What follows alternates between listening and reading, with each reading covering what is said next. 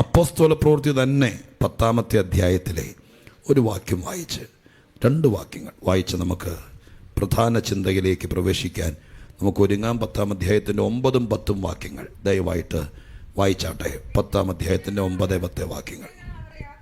പിറ്റേന്നാൾ അവർ യാത്ര ചെയ്ത് പട്ടണത്തോട് സമീപിക്കുമ്പോൾ പത്രോസ് 6-ാം മണി നേരത്ത് പ്രാർത്ഥിപ്പാൻ, അടുത്ത വാക്കോടെ, വളരെ വിശന്നിട്ട് ഭക്ഷിപ്പാൻ ആഗ്രഹിച്ചു.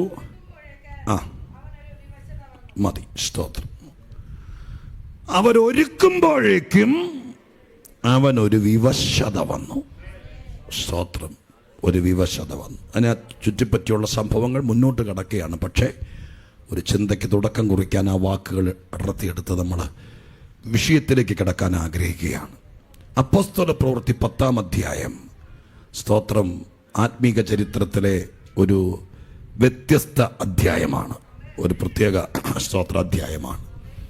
ജാതീയനായിരിക്കുന്ന കൊർന്നല്യോസ് എന്ന് പറയുന്ന ഒരു പട്ടാളക്കാരൻ, ശതാധിപനാണ്, ഉന്നത ഉദ്യോഗസ്ഥനാണ്. അദ്ദേഹത്തെ ദൈവമായ കർത്താവ് സഭയ്ക്കകത്ത് കയറ്റുകയാണ്. അതാണ് ഈ അധ്യായത്തിലെ പ്രമേയം. സഭ തുടങ്ങിയൊരു സമയമാണത്. അപ്പം അതിനകത്തേക്ക് ആളുകളെ കയറ്റുന്നത് സർവശക്തനായ ദൈവമാണ്. സ്തോത്രം. ദൈവത്തിൻ്റെ കയ്യിലാണ് ഇതെല്ലാം ഇരിക്കുന്നത്. അപ്പോൾ സ്തോത്രം, നമ്മളാരും അറിയാത്ത, ഉപദേശിമാരറിയാത്ത, പത്രോസ് അറിയാത്ത, പൗലോസ് അറിയാത്ത, അപ്പോസ്തലന്മാരറിയാത്ത ആരൊക്കെയോ ദൈവത്തിൻ്റെ കസ്റ്റഡിയിലുണ്ട്. ഇവർ ട്രാക്റ്റും കൊണ്ട് പോയപ്പോൾ കണ്ടൊരു വീടല്ലത്. സർവശക്തനായി ദൈവം തൻ്റെ സഭ തുടങ്ങുമ്പോൾ, ഇത് 9-ാം അധ്യായത്തിൽ 10-ാം അധ്യായത്തിലേക്കൊക്കെ വരുന്നത് തുടക്കകാലമാണ്. സ്തോത്രം. ആ ഒരു വലിയ സഭയുടെ ഔപചാരിക സ്തോത്രം തുടക്കം കുറിച്ചതിന് അധികം നാളൊന്നും കഴിഞ്ഞിട്ടില്ല. അപ്പം അതിനകത്ത് വ്യത്യസ്തമായ രീതിയിൽ ആളുകൾ ഉണ്ടാകണം. അപ്പം അതിനൊക്കെ ദൈവമായ കർത്താവ് നേരത്തെ പ്ലാൻ ചെയ്ത് വെച്ചിരിക്കുക ഓരോരുത്തരെ. അതിൽ ബിസിനസ്സുകാരുണ്ടാകണം, പട്ടാളക്കാരുണ്ടാകണം, വലിയ പാരമ്പര്യക്കാരുണ്ടാകണം, യഹൂദനുണ്ടാകണം, ജാതീയനുണ്ടാകണം. സ്തോത്രം. പിന്നെ അങ്ങനെ ഓരോരുത്തരും വേദപുസ്തകം പഠിച്ചാൽ നിങ്ങൾക്ക് കാണാൻ പറ്റുമല്ലോ. അങ്ങനെ ഇതെല്ലാം ദൈവം പ്ലാൻ ചെയ്ത് വെച്ചിരിക്കുക. ഞാൻ ഈ സഭയെ നോക്കി അതൊക്കെ പറയാം. എല്ലാത്തരം ആളുകളും കയറണം. സ്തോത്ര. ഹല്ലേലൂയ. ചില സഭകളുണ്ട് അങ്ങനെ. ഞാനിപ്പോൾ കുറ്റം പറയാൻ നിൽക്കുന്നില്ല. ഇന്ന് കഴിഞ്ഞാൽ സ്തോത്രം എൻ്റെ മൂഡ് വേറെ സ്റ്റൈലിലേക്ക് പോകും. അതുകൊണ്ട് ഞാൻ നല്ലത് മാത്രം പറഞ്ഞ് മുന്നോട്ട് പോകും. അപ്പോൾ സ്തോത്രം, ചില ടൈപ്പ് ആളുകളെ മാത്രമേ ചില സഭക്കാരെടുക്കുകയുള്ളൂ. സ്തോത്രം. അവരുടെ വേറെ ആരെങ്കിലും വന്നാൽ ചിലപ്പോൾ അവർ പറയും, അടുത്ത ആഴ്ച പോലും വേറൊരു സഭയുടെ അഡ്രസ്സും തരാം, വണ്ടിക്കൂലിയും തരാം, അവിടെ പൊക്കോളം പറയും. സ്തോത്രം. പക്ഷെ കർത്താവിൻ്റെ സഭയ്ക്കകത്ത് കർത്താവ് പലരെയും കണ്ടു നിർത്തിയിട്ടുണ്ട്. അപ്പോൾ ആദ്യത്തെ ഒരു മൂവ്മെന്റ് നടന്നതിന് ശേഷം അടുത്തത് കണ്ടുവച്ചിരിക്കുന്ന ചിലരെ കർത്താവ് പറിക്കുക. സ്തോത്രം. ഹല്ലേലൂയ. ഇന്ന് പകലിൽ ഇവിടെ ഇരിക്കുമ്പോൾ കൂടുതലും സഭയോട് നോക്കിയാ ദൈവം പറയുന്നതെന്ന് എനിക്ക് തോന്നുന്നു. ദൈവം കണ്ടുവെച്ച ചിലരെ പറിക്കും ദൈവം. അതിന് ദൈവം പരിപാടികൾ നടക്കുക, സംഭവങ്ങൾ നടക്കുക. കർത്താവ് കൊർന്നല്യോസ് എന്ന് പറയുന്ന ഒരു ഉന്നതനായ ഉദ്യോഗസ്ഥൻ, അദ്ദേഹത്തെ സ്തോത്രം ദീർഘനാളുകളായി അദ്ദേഹം പ്രാർത്ഥിക്കുന്നയാളാണ്, ഭക്തനാണ്. സ്തോത്രം. അയാൾ ഒരുപാട് ഉപകാരം ചെയ്യുന്ന ആളാണ്. സ്തോത്രം. അയാളെ ആർക്ക് കിട്ടിയാലും ദാനധർമ്മമൊക്കെ ചെയ്യുന്ന ഒരാളാണ്. സ്തോത്രം. എന്ത് ചെയ്താലും അങ്ങനെ ഒരാളെ കിട്ടുന്നത് തന്നെ സഭയ്ക്ക് ഒരു അനുഗ്രഹമല്ലേ. സ്തോത്രം. കാരണം അയാൾ ഇതൊന്നും അല്ലാത്ത കാലത്ത് ആരെങ്കിലും കണ്ടാൽ ദാനധർമ്മം ചെയ്യാന്ന് പറഞ്ഞാൽ എന്താ? ആരെങ്കിലും ഒരാൾ വന്നിട്ട് പറയുക, കൊച്ചിനും പഠിപ്പിക്കാൻ കാശില്ല, അഡ്മിഷൻ എടുക്കാറായി സാറേ. സ്തോത്രം. ഭർത്താവ് കള്ളുകൂടിയനാ, നിവൃത്തിയില്ല, കൊച്ചെല്ലാത്തിനും A+ മേടിച്ച് അവൾക്ക് നേഴ്സിങ്ങിന് പോകണമെന്ന ആഗ്രഹം. ഇപ്പോഴത്തെ കാലത്ത് നേഴ്സിങ്ങിന് പോകണമെങ്കിൽ മിനിമം തുടക്കത്തിൽ ഒരു 3 ലക്ഷം രൂപ വേണം. സ്തോത്രം. എന്ന് പറയുമ്പോൾ 10 രൂപ എടുത്ത് കൊടുത്ത് വിടുന്ന ആളുകളുണ്ട്. 10 രൂപ. പക്ഷെ ഇദ്ദേഹത്തോട് പറഞ്ഞാൽ ചിലപ്പോൾ ആ ഒരു കൊച്ചിനെ പഠിപ്പിക്കാനുള്ളത് മുഴുവൻ അയാൾ കൊടുക്കും. അങ്ങനെ ഒരാളെ സഭയ്ക്ക് കിട്ടുന്നത് നല്ലതല്ലേ? സ്തോത്രം. സഭയ്ക്ക് കിട്ടുന്നത് നല്ലതല്ലേ? നമ്മൾ മിക്കവാറും എല്ലാം സ്തോത്രം നമുക്കെന്ത് കിട്ടുമെന്നൊരു ചിന്ത കൊണ്ടാണ്. പക്ഷെ ഈ മനുഷ്യനെ സംബന്ധിച്ചിടത്തോളം അയാളുടെ സ്വഭാവം തന്നെ സ്തോത്രം. അത് നിങ്ങളോട് ഞാൻ ഈ പറയുന്നതെല്ലാം അങ്ങ് ദൂതായിട്ട് വരിക. ഞാനിങ്ങനെ തെന്നി പോകാൻ നോക്കുമ്പോൾ കർത്താവ് എന്നെ ശാസിച്ചത് പിടിച്ചു നിർത്തുക. സ്തോത്രം. നിങ്ങൾക്കറിയോ, കർത്താവിൻ്റെ സന്നിധാനത്തിന് നമുക്ക് മനസ്സുണ്ടെങ്കിലുണ്ടല്ലോ, ഇതെല്ലാം വചനം പഠിച്ചാലേ നമുക്കിത് മനസ്സിലാവുള്ളൂ. നമുക്ക് മനസ്സുണ്ടെങ്കിൽ നമ്മുടെ അപ്പൻ്റെ കാശോ നമ്മുടെ പെൻഷൻ കാശോ ഇതൊന്നുമല്ല. ഞാൻ നിങ്ങളെ ഒരു വാചനം കാണിച്ചു തരാം. അയക്കാലൊന്നും പോകുന്ന ശ്രോത്രം എൻ്റെ വഴിക്ക് അയക്കാലും പ്രസംഗം പോകത്തില്ലെന്ന് എനിക്ക് മനസ്സിലായി. എന്നാൽ പിന്നെ പോകുന്ന വഴിക്ക് പോട്ടെ. ശ്രോത്രം കർത്താവിൻ്റെ വഴിക്ക്, കർത്താവിൻ്റെ ഞാൻ കുറിച്ച് വെച്ചിരിക്കുന്നതൊക്കെ എത്തുമെന്ന് പോലും അറിയല്ല. ശ്രോത്രം ഞാനൊരു വാക്യം നിങ്ങളെ കാണിച്ചു തരാം, നോക്കട്ടെ. ശ്രോത്രം അവിടെ എഴുതിയിരിക്കുന്ന ഒരു വാക്ക് നിങ്ങളുടെ ശ്രദ്ധയിൽപ്പെടുത്താൻ പറ്റുമോ നോക്കട്ടെ കേട്ടോ. കർത്താവ് ശ്രോത്രം ദൈവമേ, സ്തോത്രം. ദൈവത്തിൻ്റെ മനുഷ്യൻ എന്ന് പറയുന്നത് സ്തോത്രം കർത്താവേ. ഓക്കെ, 2 തിമോത്തിയോസ് 3-ാം അധ്യായം, 3-ാം അധ്യായത്തിൻ്റെ 16-ാം വാക്യം വായിക്കാമോ? 2 തിമോത്തിയോസ് 3:16. എല്ലാ തിരുവെഴുത്തും ദൈവശ്വാസികമാകയാൽ ദൈവത്തിൻ്റെ മനുഷ്യൻ സകല സൽപ്രവൃത്തിക്കും വക പ്രാപിച്ച് തികഞ്ഞവനാകേണ്ടതിന്. മതി. ദൈവത്തിൻ്റെ മനുഷ്യൻ, ആ മനുഷ്യൻ സകല സൽപ്രവൃത്തിക്കും വക പ്രാപിച്ച് തികഞ്ഞവനാകണം. സൽപ്രവൃത്തിക്ക് വക പ്രാപിച്ച് തികഞ്ഞവനാകണം ദൈവത്തിൻ്റെ മനുഷ്യൻ എന്ന് പറഞ്ഞാൽ വാക്കിൻ്റെ അർത്ഥം എന്താ? സൽപ്രവൃത്തി എന്ന് പറഞ്ഞാൽ ഇതൊക്കെ തന്നെയല്ലേ പ്രവൃത്തി? സൽപ്രവൃത്തി എന്ന് പറഞ്ഞാൽ നല്ല കാര്യങ്ങൾ ചെയ്യുക. ആരെങ്കിലും സ്തോത്രം ഒരാൾ വന്ന് ഒരു നല്ല പ്രവൃത്തി, കൊച്ചിന് കല്യാണം കഴിക്കാൻ വൃത്തിയില്ലെന്ന് പറഞ്ഞുകൊണ്ട് നമ്മുടെ അടുക്ക് വരുമ്പോൾ സ്തോത്രം നമ്മൾ കാര്യങ്ങളൊക്കെ എല്ലാം ചോദിച്ചുകൊണ്ടിരിക്കുമ്പോൾ സ്തോത്രം അവർക്ക് തോന്നി മിക്കവാറും കൊച്ചിൻ്റെ കല്യാണം അവർ തന്നെ നടത്തി കൊടുക്കുന്നു. എല്ലാം കഴിഞ്ഞിട്ട് പോകാൻ നേരത്ത് പറയുക എന്നാണ് സ്തോത്രം, ഞങ്ങളുടെ കൊച്ചിൻ്റെ കല്യാണം ഈ അടുത്തിടയ്ക്ക് നടന്നുള്ളൂ, നടന്നില്ലായിരുന്നെങ്കിൽ നിൻ്റെ കൊച്ചിൻ്റെ കല്യാണം തരായിരുന്നു എന്ന് പറഞ്ഞ് വിടുവാണെങ്കിലോ. സ്തോത്രം. പക്ഷേ നമുക്ക് ആഗ്രഹമുണ്ട്. നിങ്ങൾക്ക് എത്ര പേർക്ക് ആഗ്രഹമുണ്ടെന്നറിയില്ല. നമുക്ക് ആഗ്രഹമുണ്ട് തീർത്തും ബുദ്ധിമുട്ടുള്ള ഒരു 5 കൊച്ചുങ്ങളുടെ കല്യാണം നടത്തി കൊടുക്കാൻ. സമൂഹ വിവാഹമൊന്നുമല്ല, ആരും അറിയാതെ ആ കൊച്ചിന് നമ്മുടെ മോളുടെ കല്യാണം നടക്കും പോലെ ഡ്രസ്സ് എടുത്ത് ഒരു ഫംഗ്ഷൻ നടത്തി മാന്യമായ രീതിയിൽ സ്തോത്രം നടത്തി കൊടുക്കാൻ നമുക്ക് ആഗ്രഹമുണ്ട്. ഒരു 10 കൊച്ചുങ്ങളെങ്കിലും നേഴ്സിങ്ങിന് വിട്ട് പഠിപ്പിക്കണമെന്ന് ആഗ്രഹമുണ്ട്.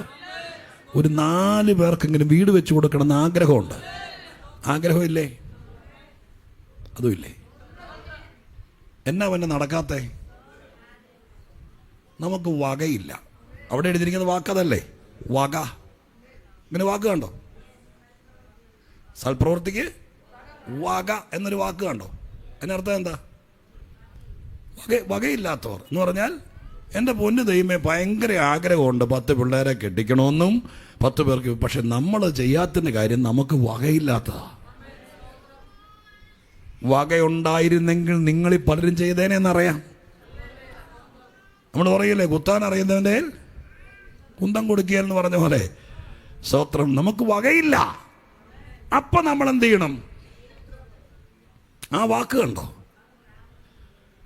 വക പ്രാപിക്കണം. എവിടെയെങ്കിലും കുറ്റി അടിച്ച് ബക്കറ്റും കൊണ്ട് ഏനാത്ത് കവലെ കൊണ്ട് നടന്ന് പിരിക്കണം എന്നാണ് എഴുതിയിരിക്കുന്നത്. അല്ല, ഒരു കള്ളവിസ എടുത്ത് സ്വത്രം നേരെ ദുബായി പോയിട്ട് തെണ്ടണം. എന്നോട് പിണങ്ങിയാലും വേണ്ടില്ല, ദുബായിക്കാരെന്നെ അങ്ങ് കയറ്റിയില്ലെങ്കിലും വേണ്ടില്ല. പക്ഷെ വചനമായിട്ട് പറഞ്ഞു അങ്ങനെയാണ് എഴുതിയിരിക്കുന്നത്. അല്ല പിന്നെ സ്തോത്രം. പിന്നെ എവിടെന്നാ പ്രാപിക്കുന്ന ദൈവസഭ? ദൈവത്തിന്റെ മനുഷ്യൻ എവിടെന്നാ പ്രാപിക്കുന്നത്? സായിപ്പിന്റെ എന്നോ? പിന്നെ ആരുടെന്നാ പ്രാപിക്കുന്നേ? വേദപുസ്തകത്തിനകത്ത് പ്രാപിക്കാൻ പൗലോസ് എഴുതി, ഞാൻ കർത്താവിൽ നിന്ന് പ്രാപിച്ചു. ഞാൻ കർത്താവിൽ നിന്ന് പ്രാപിച്ചു. Praise the Lord. ഹല്ലേലൂയ. സ്തോത്രം. ഹല്ലേലൂയ. ഞാൻ വേദപുസ്തകത്തിലെ പുതിയ നിയമത്തിൽ കണ്ടു 19 കാര്യങ്ങൾ രക്ഷിക്കപ്പെട്ടവൻ പ്രാപിക്കണം. രക്ഷിക്കപ്പെട്ടപ്പോൾ കിട്ടിയില്ല, പ്രാപിക്കണം. കിട്ടുമ്പോൾ എല്ലാം കൂടി കിട്ടിയല്ല. സ്തോത്രം. 19. അതൊക്കെ വലിയ ബൈബിൾ ക്ലാസ് എടുത്തതാണ്, പഠിക്കണം. അല്ലാതെ ഇപ്പം ഇതിൻ്റെ ഇടയിൽ കൊണ്ടുപോയി ഫിറ്റ് ചെയ്താൽ ഒന്നും പിടികിട്ടിയാലേ. അതെ, ഈ 19 കാര്യങ്ങൾ ഓരോന്നും കർത്താവിൻ്റെ സന്നിധിയിൽ നിന്ന് ഒന്നും. നിങ്ങൾ ആ കാര്യം ഞാൻ പറയാം, ഒരു സംഭവം പോലും നമുക്ക് ഒരു സഭയ്ക്കകത്ത് വന്നിരുന്ന് വെറുതെ മസിൽ പിടിച്ചിരുന്നാൽ ഇവിടെ ഇരിക്കുന്ന ഒരു പുള്ളി ഒരു ചുക്ക് പോലും തരികയില്ല. സ്തോത്രം. ഞാൻ ബിജോപാസ സഭയാന്നോർത്തോണ്ടല്ല, കർത്താവിൻ്റെ സഭയാന്നോർത്തോണ്ട് പറയുക. വെറുതെ മെനക്കിടുക. ഇവിടെ ഉള്ളവർ രക്ഷപ്പെട്ട എങ്ങനെയാണെന്നറിയാമോ? ഇവിടെ ഒരു സ്രോതസ്സുണ്ട്. അവിടെ നിന്ന് പ്രാപിക്കാമെങ്കിൽ പ്രാപിച്ചോളണം. ഇതിനകത്ത് അങ്ങ് പ്രാർത്ഥന തുടങ്ങുമ്പോൾ, ഇതിനകത്ത് ദൈവ സാന്നിധ്യം വരുമ്പോൾ, ഇതിനകത്ത് കൃപ വ്യാപരിക്കുമ്പോൾ, ഇതിനകത്ത് ഹല്ലേലൂയ എല്ലാവരും കൂടി ചേർന്ന് പാട്ടുപാടി, ദൈവദാസൻ പ്രാർത്ഥിച്ച്, കർത്തൃദാസി ഒരു പാട്ടുപാടി, സഭ ഒരുമിച്ച് ദൈവത്തെ സ്തുതിക്കാൻ തുടങ്ങുമ്പോൾ, ഇതിനകത്ത് ഈ ഇരിക്കുന്ന സ്ഥലത്ത് ഒരു വലിയ ഓപ്പണിംഗ് ഉണ്ടാകും.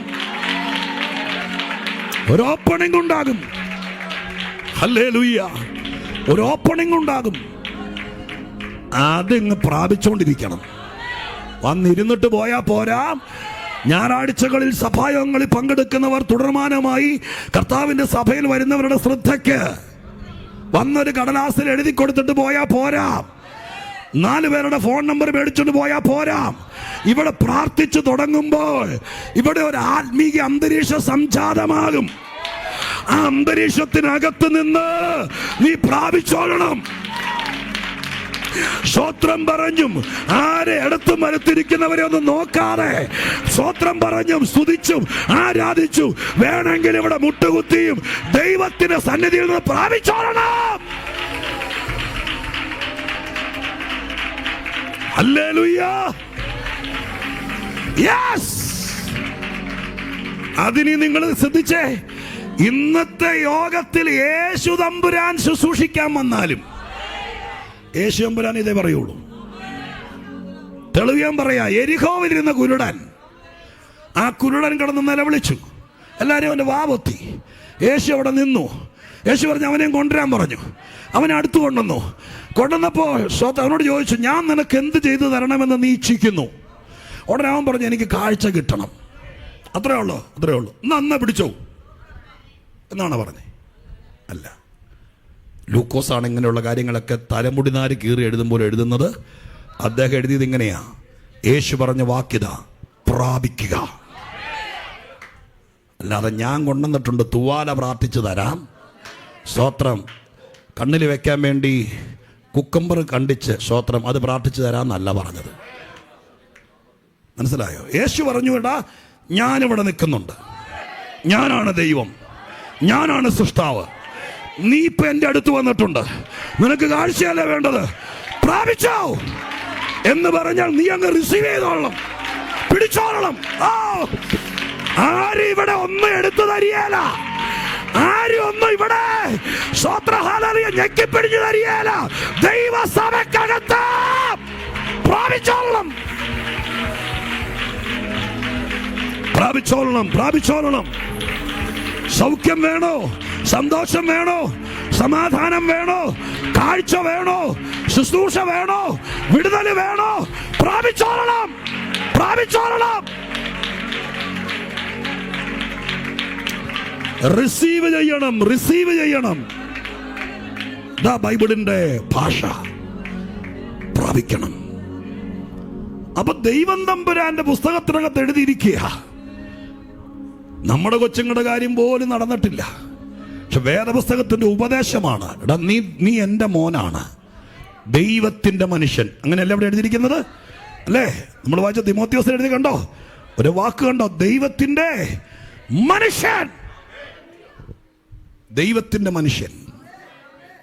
അവനോട് പറയാം, നീ ദൈവത്തിന്റെ മനുഷ്യനാണെന്ന് നിനക്ക് ഉറപ്പുണ്ടെങ്കിൽ, എൻ്റെ കൊച്ചിൻ്റെ കാര്യം പോലും നടന്നില്ലെന്ന് പറഞ്ഞുകൊണ്ട് തെക്ക് വടക്ക് അതിനൊക്കെ ഒരു സമയമുണ്ട്. ശരിയാണ്, ബുദ്ധിമുട്ടും പ്രയാസമൊക്കെ ഞാനും നേരിട്ടിട്ടുണ്ട്. സ്തോത്ര ഹല്ലേലൂയ. ഒരു ഷർട്ട് മാത്രം ഇട്ടുകൊണ്ട് 3-3.5 കൊല്ലം സ്തോത്രം ഞാൻ ശുശ്രൂഷയ്ക്ക് പോയിട്ടുണ്ട്, നടന്നിട്ടുണ്ട്. അങ്ങനെ ഒരു കാലമുണ്ട്. അതിൽ കൂടെയൊക്കെ ദൈവം ആരെയും കൊണ്ടുവരുള്ളൂ. സ്തോത്ര ഹല്ലേലൂയ. അതിനൊക്കെ അങ്ങനെയൊരു സമയം വരുമ്പോൾ തിരിച്ചറിഞ്ഞ് ദാവീദ് പറഞ്ഞതുപോലെ നീ മുമ്പും പിൻപും അടച്ച് നിന്റെ കൈ എൻ്റെ മേൽ വെച്ചിരിക്കുന്നു. അടുത്ത വാക്ക്, ഈ പരിജ്ഞാനം എനിക്ക് അത്ഭുതമാകുന്നു എന്ന് പറഞ്ഞതിൻ്റെ അർത്ഥം എന്താ? മൊത്തം വിശദീകരിക്കേണ്ട ദൂതാണ്. എല്ലാം കർത്താവ് ഇങ്ങനെ കട്ട് പീസ് ഇടുമ്പോൾ ഇട്ട് തരിക.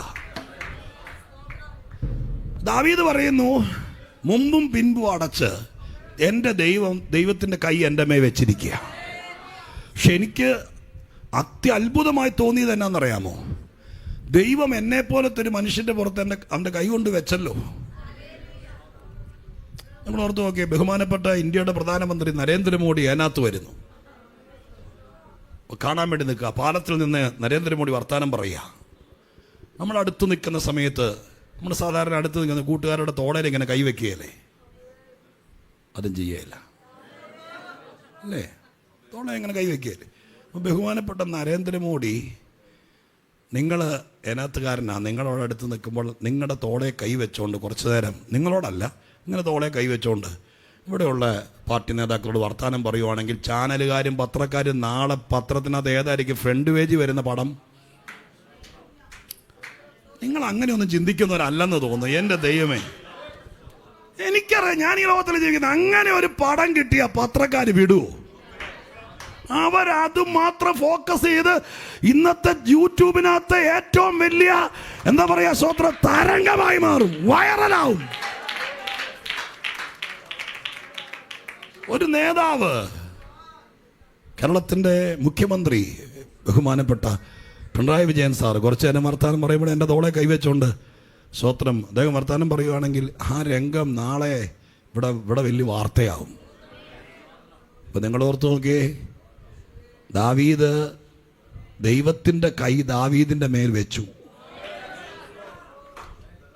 എൻ്റെ ആ വാക്ക് കേൾക്കണം, അവിടെയാണ് നമ്മുടെ ഈ ട്വിസ്റ്റ് കിടക്കുന്നത്. ദൈവം തമ്പുരാൻ്റെ കൈ അങ്ങനെ കയറി മുമ്പും പുറവും അടച്ചിട്ട് വെച്ചു, അങ്ങോട്ടും ഇങ്ങോട്ടും വിടാതെ കൈ വെച്ചപ്പോൾ, ദൈവത്തിൻ്റെ കൈ ആട്ടടയനായിരുന്ന എൻ്റെ മേൽ വെച്ചത് എനിക്ക് അത്ഭുതമാകുന്നു എന്നല്ല പറഞ്ഞത്. അതല്ല, വായിച്ചു നോക്കി, അല്ല. പിന്നെ എന്താ പറഞ്ഞത്? ഈ പരിജ്ഞാനം എന്ന് പറഞ്ഞാൽ അർത്ഥം എന്നാ? ഇപ്പൊ എൻ്റെ പുറത്ത് വെച്ച കൈ എൻ്റെ ദൈവത്തിൻ്റെ കൈയാന്നുള്ള തിരിച്ചറിവ്, അതാ പരിജ്ഞാനം. മനസ്സിലായോ? ഹല്ലേലൂയ. എൻ്റെ ദൈവമേ, എനിക്കത് തിരിച്ചറിയാൻ പറ്റും. ദൈവം എൻ്റെ പുറത്ത് കൈവച്ചു എന്ന് എനിക്ക് തിരിച്ചറിയാൻ പറ്റി, അതാ പരിജ്ഞാനം. ഹല്ലേലൂയ. Praise the Lord. നമ്മളെ പെന്തിക്കോസുകാരുടെ വിഷയം എന്ന് പറഞ്ഞാൽ ആര് കൈവച്ചാലും സാത്താനെ വെച്ചെന്നേ പറയുള്ളൂ. പ്രത്യേകിച്ച് മുമ്പും പുറകും അടച്ചിട്ടല്ലേ വെച്ചേ, അല്ലേ? മുമ്പും പുറകും അടച്ചിട്ട് കൈ വെച്ചാൽ നമ്മൾ ആരാന്ന് പറയും ഞായറാഴ്ച സാക്ഷ്യത്തിൽ? എൻ്റെ പൊന്നു പാസ്റ്ററെ, 2 ആഴ്ചയായിട്ട് മുമ്പും പുറകും അടച്ചാൽ കള്ളം കൈ വെച്ചിരിക്കുക, ഇന്ന് പ്രാർത്ഥിച്ച് പൊട്ടിച്ച് വിടാവെന്ന് പറഞ്ഞു. കർത്താവ് വെച്ചെന്നുള്ള തിരിച്ചറിവാ പരിജ്ഞാനം. അപ്പം അദ്ദേഹം പറയുന്നു, എൻ്റെ ദൈവമേ, എന്നോട് ആരും പ്രവചിച്ചില്ല, ആരും മഷിയിട്ട് നോക്കിയില്ല, എനിക്ക് മനസ്സിലായി ഈ കാര്യം അടച്ചത് ദൈവമാണ്. ഇപ്പോൾ മുമ്പും അടച്ചത് ദൈവമാണ്. ഇപ്പോൾ എന്നെ വിടാതിരുന്ന ദൈവമാണ്. ഇപ്പോൾ ആ കൈവച്ചത് ദൈവമാണ്. ഈ പരിജ്ഞാനം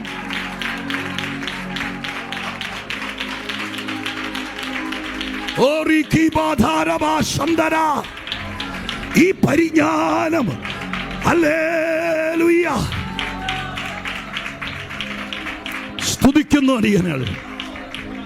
തിരിച്ചു വരാം.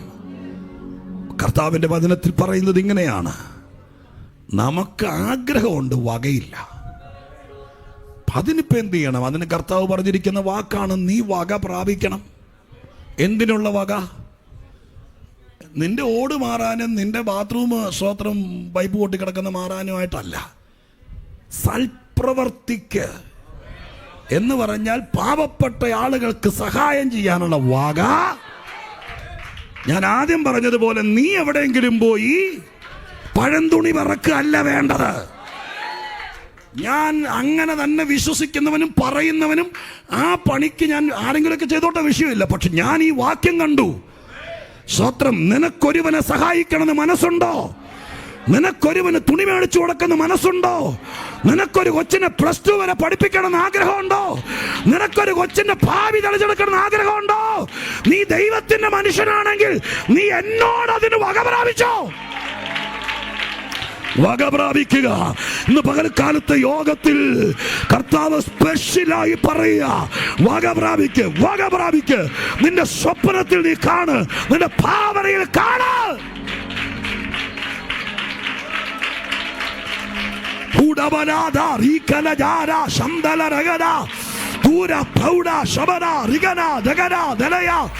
അന്തക്ഷാനം പ്രൗഢം വൈദം ഋഗനം ധാരേ അത്തോരേവ ശബനേരാധ ശംദലരഗതേ.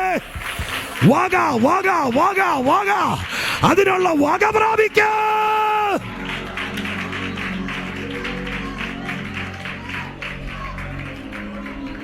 വളരെ സൂക്ഷിച്ചോളണം. സ്തോത്രം. കർത്താവ് നമ്മൾ ആഗ്രഹിച്ചാൽ, സഭ ആഗ്രഹിച്ചാൽ അതിനുള്ള വക തരും. വളരെ ജാഗ്രതയിലായിരിക്കണം. അത് ഫോട്ടോ എടുത്ത് വാട്സാപ്പിലിടാനും ഫേസ്ബുക്കിലിടാനാണെങ്കിൽ നിന്റെ ആധാരം കൂടി മേടിച്ചുകൊണ്ട് കർത്താവ് പോവും. പിന്നെ നിനക്ക് ലോൺ പോലും കിട്ടിയാല. അതും പറഞ്ഞേക്കാം. അതല്ല ഇവിടെ വിഷയം. ആരും അറിയാതെ ഒരുത്തനെ സഹായിക്കാൻ നീ ദൈവവൈദ്യൽ ആ നിലവാരത്തിന് ആരും അറിയണ്ട. സ്വർഗത്തിൽ പ്രതിഫലം തന്നോളും. നിന്റെ കാശൊന്നും അല്ലല്ലോ, തമ്പുരാനിന്ന് വക പ്രാപിച്ചിട്ടല്ല കൊടുക്കുന്നേ. അവൻ തരുന്നു, കൊടുക്കുന്നു. അങ്ങനെയാണ് ദൈവാലയ പണിയുടെ സമയത്ത് ദാവീദ് പറഞ്ഞത്, അപ്പാ നിന്റെ കയ്യിൽ നിന്ന് വാങ്ങി ഞങ്ങൾ അങ്ങ് തന്നേ ഉള്ളൂ. അല്ല, ഞങ്ങൾ ഇവിടെ ഇവിടെ കോഴിയെ വളർത്തി ആടിനെ വളർത്തി ഉണ്ടാക്കിയതല്ല, നിന്റെ കയ്യിൽ നിന്ന് വാങ്ങി തന്നേ ഉള്ളൂ. വക പ്രാപിക്കാൻ ഇന്ന് പകൽക്കാലം നിന്റെ കാഴ്ചപ്പാട് മാറട്ടെ. നീ വന്നത് നിന്റെ കൊച്ചിന്റെ അഡ്മിഷന് വഴിയുണ്ടോന്ന് അറിയാനായിരിക്കും. നീ വന്നത് നിനക്കൊരു വീട് കിട്ടുമെന്ന് അറിയാനായിരിക്കും. നിന്നെ ദൈവം മാറ്റാൻ പോകുകയാ. നിന്നെ ദൈവം മാനിക്കാൻ പോകുകയാ. നിന്നെ ദൈവം ഉയർത്താൻ പോകുകയാ. നിന്നെ ദൈവം സ്നേഹിക്കുന്നുണ്ട്. നീ ദൈവത്തിന്റെ മനുഷ്യനാകാമോ? നീ ദൈവത്തിന്റെ മനുഷ്യൻ. അതാണ് അതിന്റെ യോഗ്യത. നമുക്കറിയാം, ഓരോ സ്ഥാപനങ്ങൾ വേക്കൻസി വെക്കുമ്പോൾ അതിന് യോഗ്യത വെക്കും.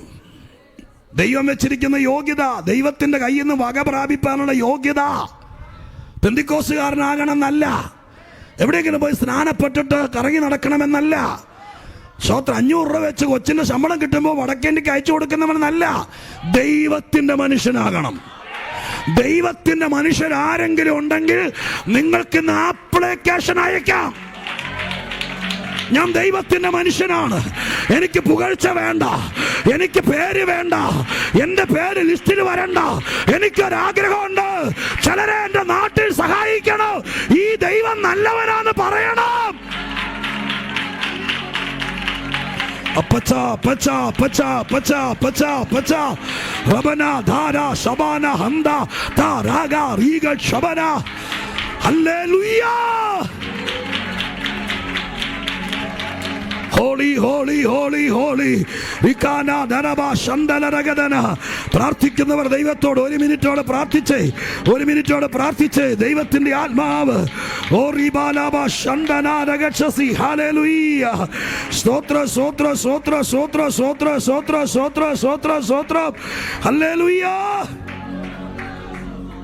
നിങ്ങളൊരു വാക്യം വേദപുസ്തകത്തിൽ കണ്ടിട്ടുണ്ടോ?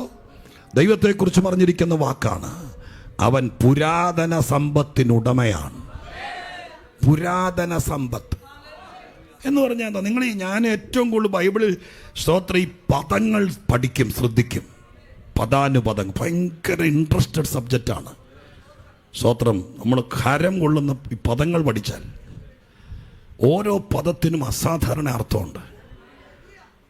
അതിനകത്ത് ഗ്രീക്കും ഡിക്ഷണറി ഒന്നും പോകണ്ട, നമ്മുടെ മൈൻഡ് അതിനകത്തൊന്ന് കോൺസെൻട്രേറ്റ് ചെയ്താൽ മതി. ദൈവം പറയുന്നു, എൻ്റെ കയ്യിൽ പുരാതന സമ്പത്തുണ്ട് എന്ന് പറഞ്ഞാൽ എൻ്റെ അർത്ഥം എന്താ? നമ്മുടെ നാട്ടിൽ പറയത്തില്ല അച്ഛാ, പുതുപ്പണം അതിനകത്ത് പറയാറുണ്ടോ അമ്മമ്മ? എന്ന് പറഞ്ഞാൽ അർത്ഥം എന്താ?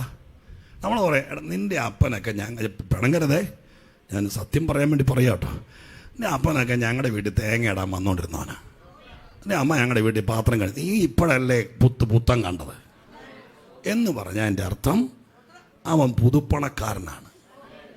ഇപ്പം എങ്ങാണ്ട് ഒരു പെങ്കൊച്ച് ഓസ്ട്രേലിയയിൽ പോയി, അതിൻ്റെ കൊഴുപ്പായി കാണിക്കുന്നത്.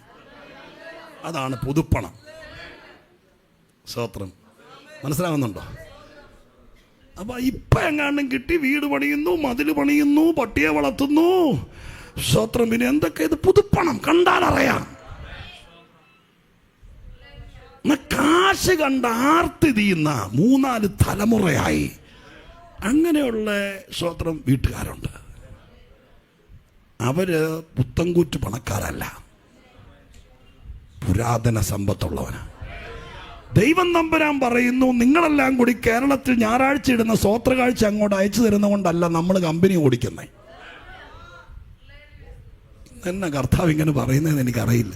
നമ്മുടെ ദാരിദ്ര്യം തീർത്തേ വിടുകയുള്ളൂ, കണ്ണ് തുറന്നേ വിടുകയുള്ളൂ. ദൈവം പറയുന്നു, എന്റെ കയ്യിൽ പുരാതന സമ്പത്താ എന്ന് പറഞ്ഞാൽ എടുക്കാത്ത പണം, പൂത്ത പണം എന്ന് പറയില്ലേ. 30-ാം തീയതി ശമ്പളം കിട്ടുന്ന അന്ന് വൈകുന്നേരം വീട്ടിൽ വന്ന് ഭാര്യയും ഭർത്താവും കൂടി നോട്ട് വീതം വെക്കുക. പലചരക്കടയിൽ 4000, 8,500 മാറ്റി വെച്ചു കൊടുത്തു. സ്തോത്രം. അത് കഴിഞ്ഞ് പത്രക്കാരന് 500, ഒരു 500 മാറ്റി വെച്ചു കൊടുത്തു. പാലുകാരന് 3500, 7,500 മാറ്റി വെച്ചു കൊടുത്തു. സ്തോത്രം. പിന്നെ KSF-യിലെ ചിട്ടിക്ക് 20,500 മാറ്റി വെച്ചു കൊടുത്തു. സ്തോത്രം. പിന്നെ ബാക്കി കൊച്ചിന് മരുന്ന് ഫീസ് പറയണ്ടല്ലോ. ഇനി പിന്നെ 500 അച്ചാൻ എവിടെയെങ്കിലും ഉണ്ടാക്കാം, വരച്ചെടുക്കണം. കയ്യിലിരുന്ന് മുഴുവൻ അമ്മാമ്മയ്ക്ക് കൊടുത്തു. 30-ാം തീയതി കിട്ടുന്നത് 10-ാം തീയതി തീരുമ്പോൾ പൂത്ത പണം കാണുകയല്ല, അന്നന്ന് തീരുക. പക്ഷെ ദൈവം പറയുന്നു, ഞാൻ ഭാഷ ഉപയോഗിക്കുക കേട്ടോ, ദൈവം പറയുന്നു എൻ്റെ കയ്യിൽ പൂത്ത പണം ഇരിക്കുന്നുണ്ടാ. അപ്പോൾ എന്നെ ഭയങ്കരമായിട്ട് വെപ്രാളപ്പെടുത്തിയ കാര്യമാണ്. ഈ സ്വർഗത്തിലെ അപ്പൻ്റെ കയ്യിൽ പൂത്ത പണം ഇരിക്കുമ്പോഴാണ് പിള്ളേർ ഇവിടെ ശവക്കോട്ടയ്ക്ക് കുറ്റിയും പിരിച്ചുകൊണ്ട് നടക്കുന്നു. വിരോധാഭാസമല്ലേ? അല്ല, ഞാൻ ചിരിക്കാൻ വേണ്ടി പറയുകയല്ല. എന്നെ അപ്പന അങ്ങനെയാണെങ്കിൽ നിങ്ങൾ പലരും അപ്പനല്ലേ, അതേ ഇരിക്കുന്ന നല്ല അപ്പന്മാർ. നിങ്ങളുടെ കയ്യിൽ പൂത്ത പണം ഇരിക്കുമ്പോൾ നിങ്ങളുടെ മോളെ കല്യാണം കഴിച്ചയച്ചിട്ട് ആ പെങ്കൊച്ചിൻ്റെ കുഞ്ഞിന് ഫീസ് കൊടുക്കാനില്ലാതെ കൊച്ചിനെ പുറത്തിറക്കി നിർത്തിയിരിക്കുന്നു. സ്തോത്രം. നിങ്ങളത് അറിഞ്ഞിട്ട് നിങ്ങൾ ഈ പൂത്ത പണം തൊടുന്നില്ലെങ്കിൽ നിങ്ങൾ എന്നെ അപ്പന നിങ്ങൾ അപ്പന അത് കൂടാൻ പറ്റുമോ? കല്യാണം കഴിച്ചു വിട്ടോടുകൂടി നിങ്ങളുടെ അപ്പൻ സ്ഥാനം പോയോ കൊച്ചൻ്റെ ഇടുന്ന്? അപ്പൊ ദൈവം പറയുന്നു, എൻ്റെ പുരാതന സമ്പത്തിരിക്കുന്നു, എടുക്കാത്ത പണം ഇരിക്കുന്നു. എന്നിട്ട് പിന്നെ നമുക്ക് എന്ത് പറ്റി? അപ്പൊ എന്തോ കോൺട്രഡിക്ഷൻ, എന്തോ പ്രശ്നമുണ്ട്. സ്തോത്രം. എന്തോ പറ്റി? ഞാൻ നിങ്ങളോട് പറയാം. ദൈവം ബാക്കിയെല്ലാം, ദൈവം കൃപാവരത്തെക്കുറിച്ചൊക്കെ പറയും. ഒരുത്തന് കൃപാവരം കൊടുത്തിട്ട് മറ്റുള്ള പറയുകയാണതേ, നീ കൃപാവരം കൊടുത്തോണ്ടേ അവിടെ നിന്നുകൊണ്ട് സ്തോത്രം കൃപാവര ശുശ്രൂഷയും ചെയ്യുന്നു, പിന്നെ അവൻ സ്തോത്രം വേറെ ഏതാണ്ടും കൂടി സൈഡ് ബിസിനസ്സോടെ ചെയ്യുന്നു എന്ന് ദൈവത്തോട് പറഞ്ഞാൽ കർത്താവ് പറയും, ഞാൻ എൻ്റെ കൃപാവരത്തെക്കുറിച്ച് അനുദവിക്കുന്നില്ല, അവൻ കൊണ്ടോട്ടെ. അവൻ കൊണ്ടുപോയിട്ട് ആളെ ഉണ്ടാക്കുക, സ്വോത്രാജെടുക്കുക ചെയ്യട്ടെ കർത്താവിന്. പക്ഷെ കർത്താവിൻ്റെ പണം എല്ലാവർക്കും കൊടുക്കുകയല്ല. അത് കേട്ടോ. നിങ്ങൾക്ക് പ്രവചനം വേണോ, ഇതൊക്കെ വേണമെങ്കിൽ ഇഷ്ടം പോലെ അതിനകത്ത് ചുമ്മാ തപ്പിപ്പറക്കി എടുത്താൽ കൃപാബലമുള്ളൊരു 110 പേരെ എടുക്കാം. പക്ഷെ കൊച്ചിന് ഫീസ് കൊടുക്കാൻ, ഞാൻ പറയുന്നത് സരളമായിട്ടെടുക്കരുത്. വിശ്വസ്തന്മാരുടെ കയ്യിൽ മാത്രമേ ദൈവം പണം കൊടുക്കൂ. സ്തോത്ര. ഹല്ലേലൂയ. കണ്ണു തുറക്കണം. ഈ സഭയോടാണ് ഈ ദൂത് പറയുന്നത്, ഇന്ന് വന്നവരോടാ പറയുന്നത്. ദൈവത്തിന് ദാരിദ്ര്യമില്ല, ദൈവം ലോൺ എടുക്കണ്ട. നീ വിശ്വസ്തനായി കർത്താവിന്റെ പണത്തിൽ 1 രൂപ പോലും എനിക്ക് വേണ്ടപ്പാ, എനിക്ക് എന്റെ കാര്യം ദൈവം നടത്തുന്നു. അവിടെ സമുദ്രത്തിൽ വെള്ളം നിറഞ്ഞു കിടക്കുന്നത് പോലെ സ്വർഗത്തിൽ പുരാതന സമ്പത്തുണ്ട്. വക പ്രാപിക്കാമെങ്കിൽ കണ്ണു തുറന്ന് വക പ്രാപിക്കണം. സ്തോത്രം, ഹല്ലേലൂയ. കർത്താവേ, ചിലരെ രക്ഷയിലേക്ക് നയിക്കാൻ, ചില തകർച്ച മാറ്റാൻ, കർത്താവെ വക പ്രാപിക്കാൻ. ആ വാക്യം, തിമോഥെയോസിന്റെ വാക്യം ഞാനിവിടെ പ്രസംഗിക്കാൻ എഴുതി വെച്ചിരിക്കുന്നു ഒരൊരെത്തിയില്ല. ഞാനിവിടെ വന്നതിന് ശേഷമാണ് പേപ്പർ എടുത്ത് 4 വാക്യം ഇവിടെ അതിലേക്കൊന്നും എത്തുന്നില്ല. പക്ഷെ ഇവിടെ ഇട്ടു തരുന്ന വാക്യങ്ങൾ ഞാൻ ചാടി പിടിക്കുക. നിങ്ങൾക്ക് വേണ്ടെങ്കിൽ ഞാൻ വെണ്ണിക്കൊടുത്ത് കൊണ്ടാക്കണം. കാരണം ഈ ദൂതൊക്കെ കിട്ടിയാൽ എന്തായിരിക്കും? പരിശുദ്ധാത്മാവ് എന്തായി പറയുന്നത് അത് സ്വീകരിക്കാൻ മനസ്സുണ്ടോ?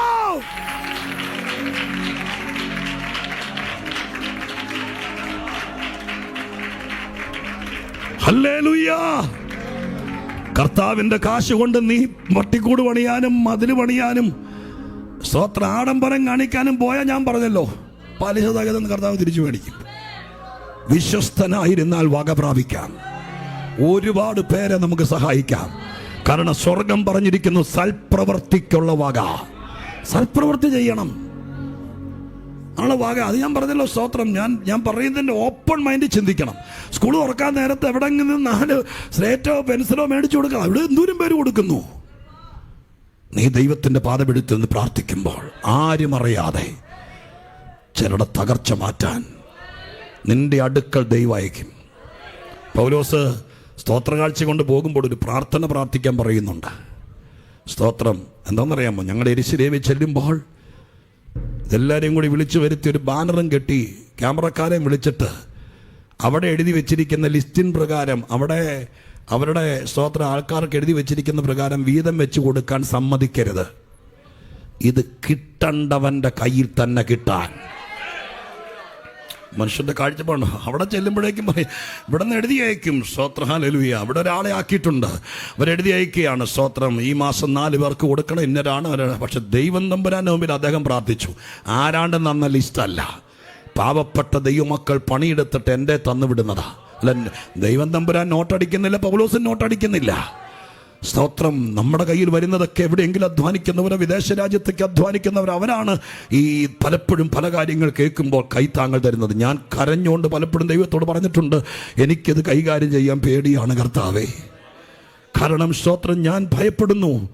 ഇതെൻ്റെ അല്ല, പാവപ്പെട്ട ആരൊക്കെയോ. ഞങ്ങൾ സാധാരണ എന്തെങ്കിലും ഒരു കാര്യം, ഞങ്ങളുടെ ചർച്ചയിൽ ഒരു ബുദ്ധിമുട്ടുള്ള ഒരാളുടെ കാര്യം പറയുമ്പോൾ സ്തോത്രം, ഈ ഓൺലൈനൊക്കെ ഉള്ളതുകൊണ്ട് ദൂരത്തുള്ള പലരും സ്തോത്രം അവരെന്നെ വിളിച്ച് ചോദിച്ച് അവർ കൈകാര്യം ചെയ്യാറുണ്ട്. ഒരാൾ തന്നെ 4, 3, 7 പ്രാവശ്യം ചെയ്യാറുണ്ട്. ഞാൻ ഭയപ്പെടും. കാരണം അവർ പാവപ്പെട്ടവർ രാത്രി 12 മണിക്കൂർ ഡ്യൂട്ടി ചെയ്യുന്ന നേഴ്സസൊക്കെയാണ്. വീട്ടിലെല്ലാവരും അനുകൂലമല്ല.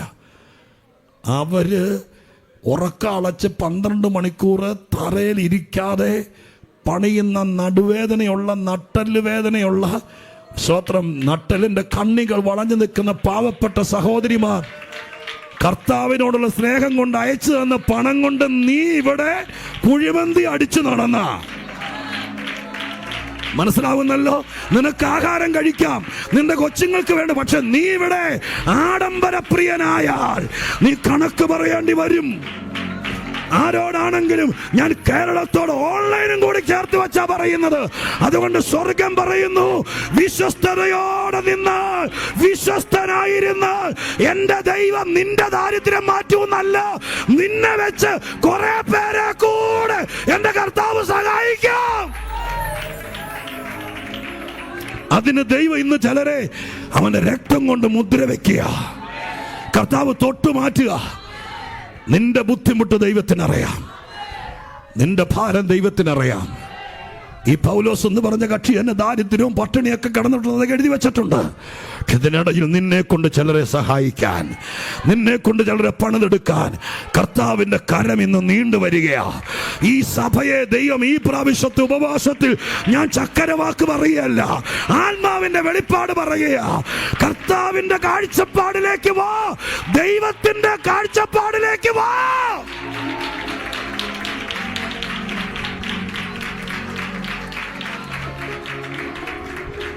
ഭയത്തോടെ ഈ പ്രവാസകാലം ശുശ്രൂഷ ചെയ്യുക, ദൈവം തെളിയിക്കും. ഒക്കെ ഞാൻ തിരിച്ചു വരുന്നു. കൊർന്നല്യോസിനെ കുറിച്ച് പറഞ്ഞപ്പോഴാണ് ഇത്രയും കാര്യങ്ങൾ സ്തോത്രം ദൈവമായ കർത്താവ് പറഞ്ഞു. അയാളൊരു നല്ല മനുഷ്യൻ, ദാനധർമ്മങ്ങളൊക്കെ കൊടുക്കുന്ന മനുഷ്യൻ. ആ മനുഷ്യൻ സ്തോത്രം, ആ മനുഷ്യനെ സഭയ്ക്കകത്ത് കയറ്റാൻ ഇന്ന് ഞാൻ ആദ്യമായിട്ടാണ് അങ്ങനെ ഒരു വഴി കൂടെ ആ സന്ദേശം കൊണ്ടുവരുന്നത്. കൊർന്നല്യോസിനെ കുറിച്ച് പ്രസംഗിക്കുമ്പോൾ ഒരുപാട് പദങ്ങളിൽ കൂടെ പറയും. പക്ഷെ ഇന്ന് ഞാൻ പറയുന്നത്, ഈ മനുഷ്യനെ സഭയ്ക്കകത്ത് കയറ്റാൻ ദൈവം തീരുമാനിക്കുന്നു. ആ തീരുമാനത്തിൻ്റെ വെളിച്ചത്തിൽ പെട്ടെന്ന് കർത്താവ് ക്രമീകരണങ്ങൾ ചെയ്യുകയാണ്. അങ്ങനെ ചെയ്യുമ്പോൾ കൊർന്നല്യോസിന് ദൈവം ഒരു വെളിപ്പാട് കൊടുക്കുക. ആ വെളിപ്പാട് മറ്റൊന്നുമല്ല, ഒരു ദൂതൻ പ്രാർത്ഥനയിൽ ഇറങ്ങി വരുന്നു. ഇറങ്ങി വന്നിട്ട് അദ്ദേഹത്തോട് പറയുന്നു, നിന്റെ പ്രാർത്ഥനയും ദാനമൊക്കെ അങ്ങ് സ്വർഗത്തിലെത്തി. സ്തോത്രം, ഹല്ലേലൂയ. ഇതോടെ കേട്ടോളണം. കൊർന്നല്യോസ് ഇപ്പം ഇന്നോ ഇന്നലെയോ ഒരു പ്രാർത്ഥന വെച്ച ആളല്ല. കുറേ നാളായി പ്രാർത്ഥിക്കുക, സ്ഥിരം പ്രാർത്ഥനക്കാരനാ. ഒരു കാര്യം ഞാൻ പറയാം, എല്ലാ ദിവസവും ഒന്നും ദൂതൻ വന്നില്ലെങ്കിലും ഒരു ദിവസം വരും. ഞാൻ നിങ്ങളിൽ ചിലരോട് പറയാം, എല്ലാ ദിവസവും ഒന്നും ചിലപ്പോൾ പ്രാർത്ഥിച്ചുകൊണ്ടിരിക്കുമ്പോൾ മറുപടിയോ ദൂതനോ ദൈവശബ്ദമോ ഒന്നും കിട്ടിയില്ലെങ്കിലും നിങ്ങൾ മടുക്കരുത്, നിങ്ങൾ നിർത്തരുത്. ഒരു ദിവസം ദൈവം ദൂതനെ അയക്കും. ഹല്ലേലൂയ! ഒരു ദിവസം ദൈവദൂതൻ വരും. ഒരു ദിവസം നീ പ്രാർത്ഥിച്ച മുഴുവൻ പ്രാർത്ഥനയുടെ മറുപടിയുമായി പരമോന്നതൻ ഇറങ്ങി വരും, ദൂതനെ അയക്കും. അവൻ വന്നിട്ട് പറഞ്ഞു, കൊർന്നല്യോസേ, നിന്റെ പ്രാർത്ഥന സ്വർഗത്തിലെത്തി. ഒത്തിരി ദിവസങ്ങൾ പ്രാർത്ഥിച്ചു, ഒരു ഇൻഫർമേഷനും എങ്ങും കിട്ടിയില്ല. അങ്ങനെ ആരെങ്കിലും ഇന്നിവിടെ വന്നിട്ടുണ്ടോ? ഒരുപാട് സ്ഥലത്ത് പോയി പാസ്റ്ററേ, ഒത്തിരി സ്ഥലത്ത് പ്രാർത്ഥിച്ചു, ഇതുവരെ ഞങ്ങൾക്കൊരു ഇൻഫർമേഷനും കിട്ടിയില്ല. ഇത് നടക്കോ ഇല്ലയോ ഒന്നും അറിയില്ല. പിന്നെ ഞാൻ കരഞ്ഞുകൊണ്ടിരിക്കുക. അവരോട് ദൈവം പറയുന്നു, ഈ ദിവസങ്ങൾ കഴിയുന്നതിനേക്കാൾ മുമ്പ് സ്വർഗം ഒരു കൗണ്ടർ ഫോയിൽ അയക്കുന്നത് പോലെ, നിന്റെ പ്രാർത്ഥനയുടെ റെസിപ്റ്റ് അയക്കുന്നത് പോലെ, സ്വർഗസ്ഥനായ ദൈവം ഒരടയാളം, ഒരു തെളിവ് ഈ പ്രാവശ്യത്തെ പ്രാർത്ഥനയിൽ സ്വർഗത്തിൽ എത്തിയെന്ന് ഹോളി സ്പിരിറ്റ്. ഹല്ലേലൂയ.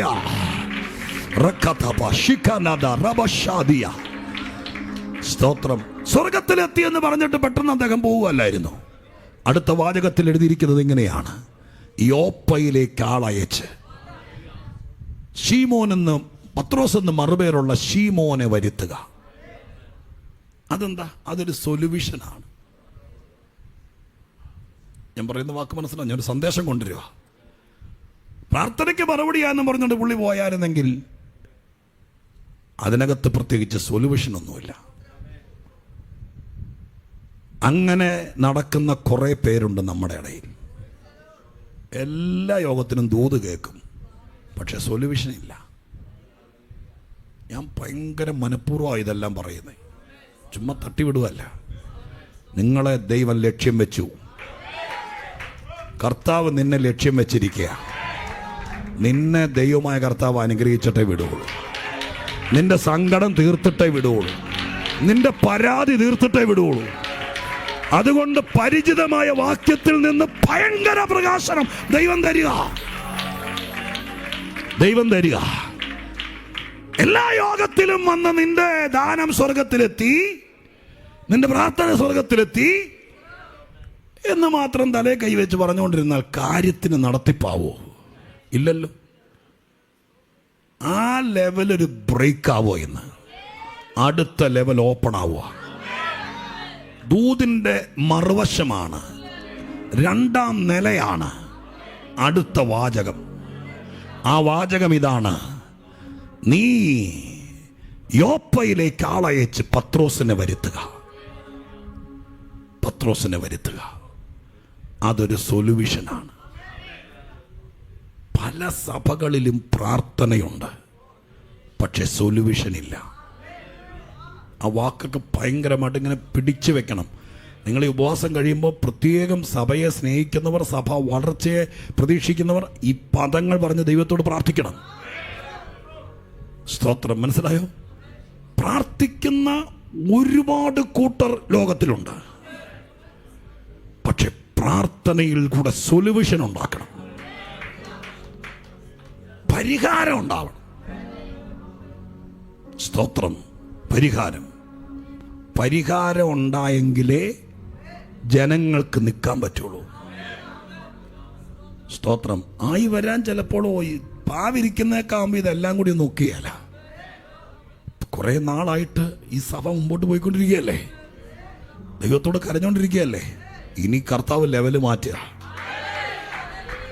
ഇത്രയും കാലം വരുന്നവർക്ക് ഒരു തണുപ്പും കുളിരും ഒരു ഉറപ്പും ഒക്കെ കൊടുത്തോണ്ടിരുന്നെങ്കിൽ ഈ 2025 മുതൽ സഭ വിഷയങ്ങൾക്ക് സൊല്യൂഷൻ ഉണ്ടാക്കുന്ന സഭയാകും. നീ പ്രാർത്ഥിച്ചു വിടുന്ന വിഷയം, പിതാവേ നന്ദിയോടെ സ്തോത്രം, ദൈവത്തിന് മഹത്വം, എന്റെ കർത്താവിന് മഹത്വം, ഞാനത് അറിയുന്നു അപ്പാ, പരിശുദ്ധാത്മാവേ ഞാനത് അറിയുന്നു അപ്പാ.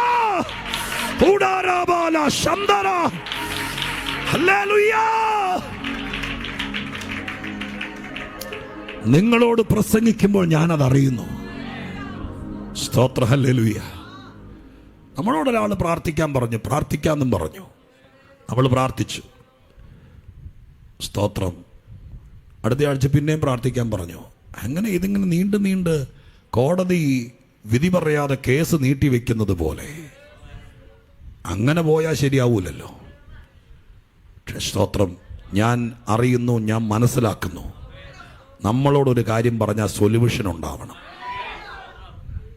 സ്തോത്രം. കനാവിലെ കല്യാണ വീട്ടിൽ അമ്മ മറിയുടെ അടുക്ക ചെന്ന ആ വീട്ടുകാരൻ പറഞ്ഞു, വീഞ്ഞു തീർന്നു പോയി, എന്ത് ചെയ്യണമെന്നറിയില്ല.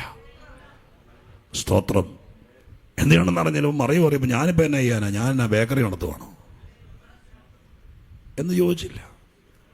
മറിയോടൊരു കാര്യം പറഞ്ഞു. മറിയ അത് യേശുവിനോട് പറഞ്ഞു. യേശു അത് പെട്ടെന്നൊന്നും അങ്ങനെ പറഞ്ഞില്ല, ചില സംഭവമൊക്കെ. എന്നാണെങ്കിലും മറിയോട് പറഞ്ഞ കാര്യത്തിനൊരു സൊല്യൂഷൻ ഉണ്ടായോ?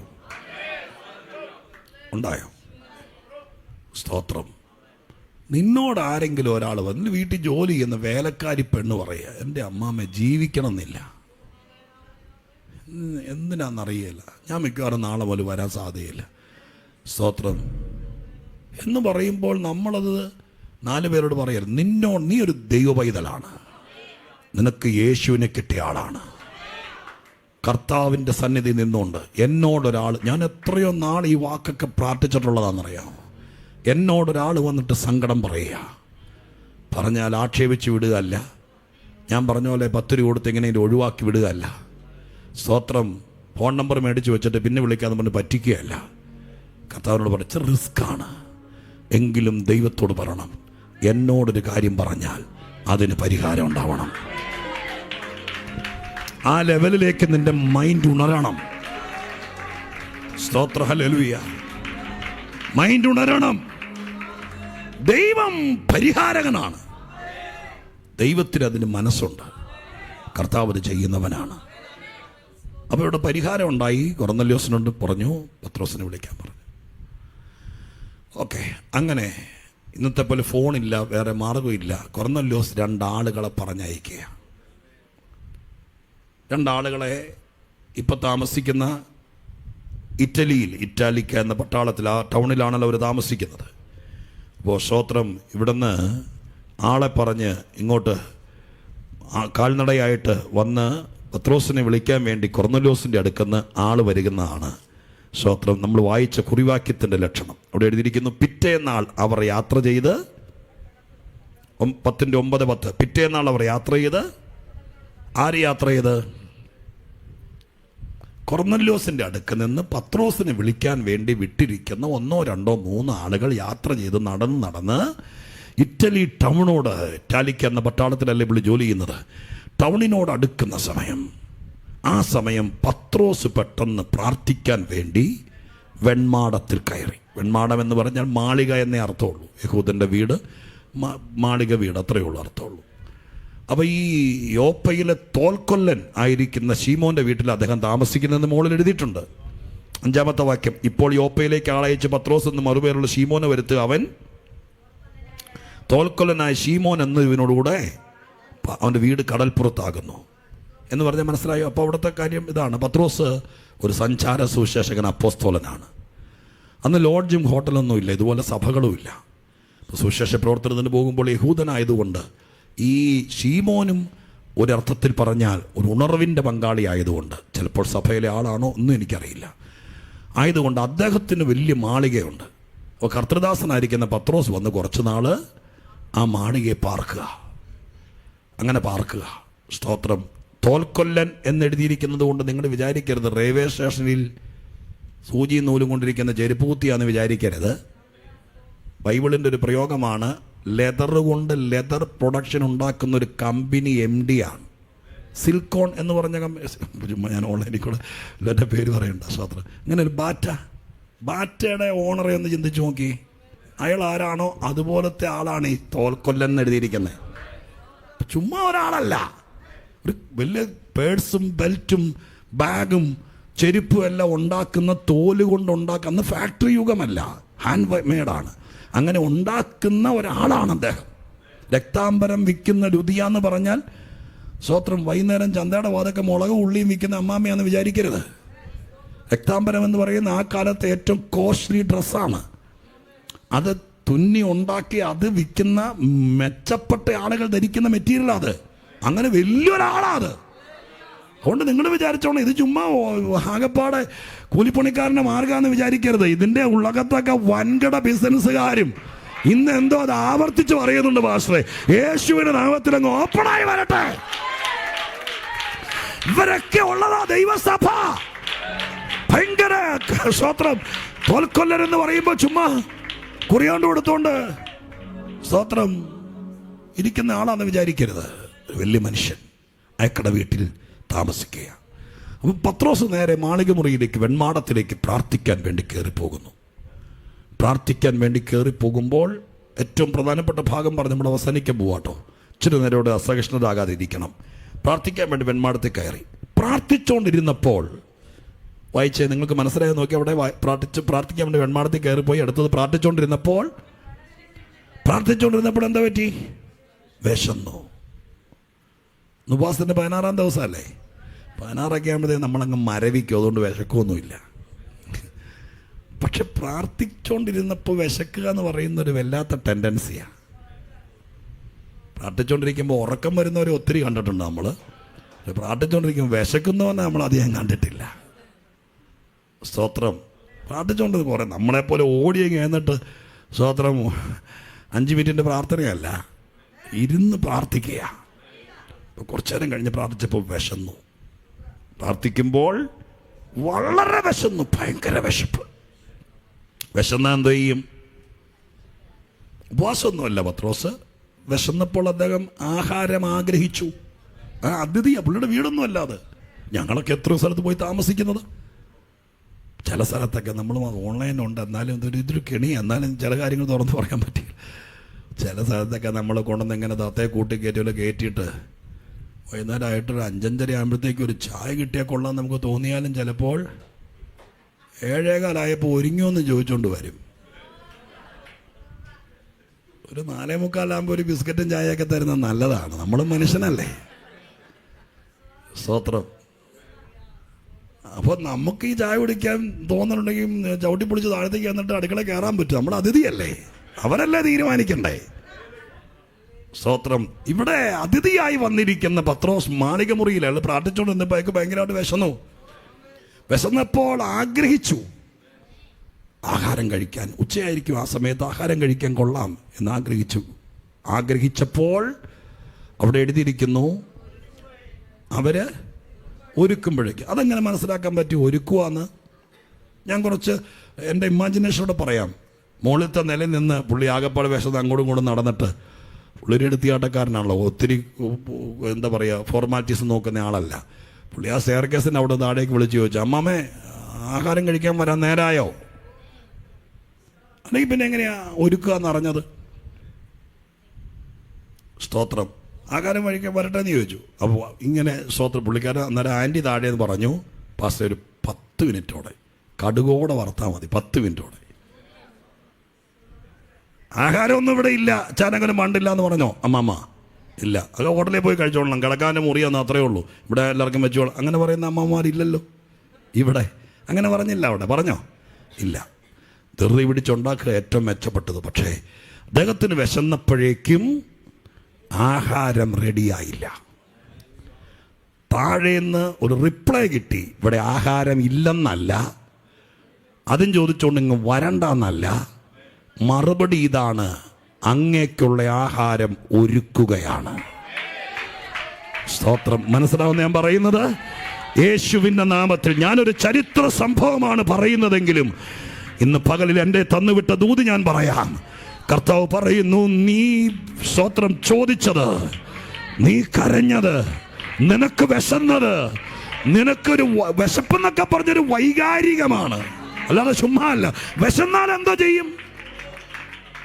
ഒരു രക്ഷയില്ല. വിശന്നൊക്കെ ഉപവാസം ആയതുകൊണ്ട് നമ്മൾ 21 പിടിച്ചിരിക്കുന്നു. സ്വാഭാവികമായിട്ട് മനുഷ്യൻ വിശന്നാൽ മൂടുപോകും. വിശന്നാൽ നമുക്ക് പ്രായോഗികമാക്കാൻ പറ്റില്ല. സ്തോത്ര, ഹല്ലേലൂയ. വിശന്നാൽ സ്തോത്രം. ഒരു പറയുന്നത് ശരിയാണെന്നറിയില്ല, ഒരു ദേവദാസൻ ഇതുപോലെ തന്നെ പ്രസംഗിക്കാൻ വേണ്ടി അതിഥിയായിട്ട് വന്നു. അദ്ദേഹത്തോട് പറഞ്ഞു, സ്തോത്രം 1:45 വരെ പ്രസംഗിച്ചോളാൻ പറഞ്ഞു. 1:05 നിർത്തി. നല്ല കത്തി നിൽക്കുകയാണ്. 1:05 നിർത്തിയിട്ട് ബാക്കി പറഞ്ഞ് 1:15. അപ്പോൾ സംഘാടകനായ കർത്തദാസൻ ചോദിച്ചു, 1:45 വരെ സമയം തന്നാലേ 1:05 വിശന്നിട്ട് വയ്യ അതുകൊണ്ട് നിർത്തിയാന്ന് പറഞ്ഞു. വിശന്ന പ്രസംഗം വരെ നിർത്തിക്കളയും ഉപദേശം. സമയം തീർന്നുകൊണ്ടല്ല. സ്തോത്രം. അപ്പോൾ വിശന്നാൽ നമ്മുടെ മൂടും, പിന്നെ പണി ചെയ്യുകയല്ല. അപ്പോൾ ഇവിടെ വിശന്നപ്പോൾ പ്രാർത്ഥന നിർത്തിയിട്ട് അദ്ദേഹം ചോദിച്ചപ്പോൾ മറുപടി കിട്ടി. സ്തോത്രം. ഒരുക്കുകയാണ്. ഞാൻ പറയാം, താഴെ എവിടെയോ ഒരുക്കുന്നുണ്ട്. നീ ഈ മാളിക മോളിൽ കയറി എന്ന് പ്രാർത്ഥിക്കുമ്പോൾ നീ ചോദിച്ച കാര്യം, നീ ഇന്ന് വന്ന കാര്യം, നിന്റെ കൊച്ചിന്റെ കാര്യം, നിന്റെ കഷ്ടത മാറാനുള്ള കാര്യം, നിന്റെ വാഗ്ദത്തം നിറവേറുന്ന കാര്യം, മറുപടി ഇതാണ്: അതിവിടെ ഇല്ലെന്നല്ല, ഇന്ന് ആഹാരം ഇല്ലെന്നല്ല. നീ പ്രാർത്ഥിക്കുമ്പോൾ സ്വർഗം നിന്നോട് പറയുന്നത് ഒരുക്കുകയാണ്. ഹല്ലേലൂയ. ഒരുക്കുകയാണ് എന്ന് പറഞ്ഞപ്പോൾ ഇനിയാണ് ദൂതിന്റെ ഏറ്റവും വലിയ ക്ലൈമാക്സ്. ഞാൻ ആ പറഞ്ഞത് നിങ്ങളുടെ മനസ്സിൽ കിടക്കട്ടെ. താഴേന്ന് ആ ഗ്രഹനാഥ പറഞ്ഞു, പാസ്റ്ററെ, കർത്തൃദാസനെ, ഒരു 10 മിനിറ്റ്, കൂടിയ 15 മിനിറ്റ് ഞങ്ങളിവിടെ ഒരുക്കുകയാണ് എന്ന് പറഞ്ഞപ്പോൾ വേണമെങ്കിൽ ഒരു VIP മട്ടുണ്ടെങ്കിൽ പറയായിരുന്നു, മനസ്സുകൊണ്ട് പറയായിരുന്നു. സ്തോത്രം. 2 കാലമായിട്ട് ആഹാരം തരാത്ത കൂട്ടര് എന്ന് വേണമെങ്കിൽ പറഞ്ഞ് മനസ്സിനകത്തൊരു ഇറിറ്റേഷൻ ഉണ്ടാക്കായിരുന്നു. അതല്ലെങ്കിൽ സ്തോത്രം, പ്രാർത്ഥിക്കാനുള്ള മൂടും പോയി, എല്ലാം പോയി എന്ന് പറഞ്ഞത് വേണമെങ്കിൽ മൊബൈൽ എടുത്ത് യൂട്യൂബ് ഒന്ന് നോക്കി, വാട്സാപ്പ് നോക്കിയിരിക്കായിരുന്നു. പക്ഷെ ഞാൻ അവിടെ എഴുതിയിട്ടില്ലെങ്കിലും മനസ്സിലാകുന്നു. സ്തോത്രം. ആ ഒരു 15 മിനിറ്റും കൂടി പത്രോസ് പ്രാർത്ഥിക്കാൻ തീരുമാനിച്ചു. വിശന്നപ്പോൾ എഴുന്നേറ്റതാണ്. സ്തോത്രം. ആഹാരം ചോദിപ്പോൾ ഒരുക്കുക എന്ന് പറഞ്ഞതാണ്. എന്നാൽ പിന്നെ വാട്സാപ്പ് എടുത്തേക്കാം, യൂട്യൂബ് കണ്ടേക്കാം, ഒരു പാട്ട് കേട്ടേക്കാം, അല്ലെങ്കിൽ സ്തോത്രം ഇച്ചിരി നേരം വേണമെങ്കിൽ പോർട്ടിക്കോയിലൂടെ കാറ്റ് കൊണ്ടിരുന്നേക്കാന്ന് വിചാരിച്ചില്ല. ആ സമയം കൂടി, ഒരുക്കുന്ന സമയം കൂടി പ്രാർത്ഥിച്ചു.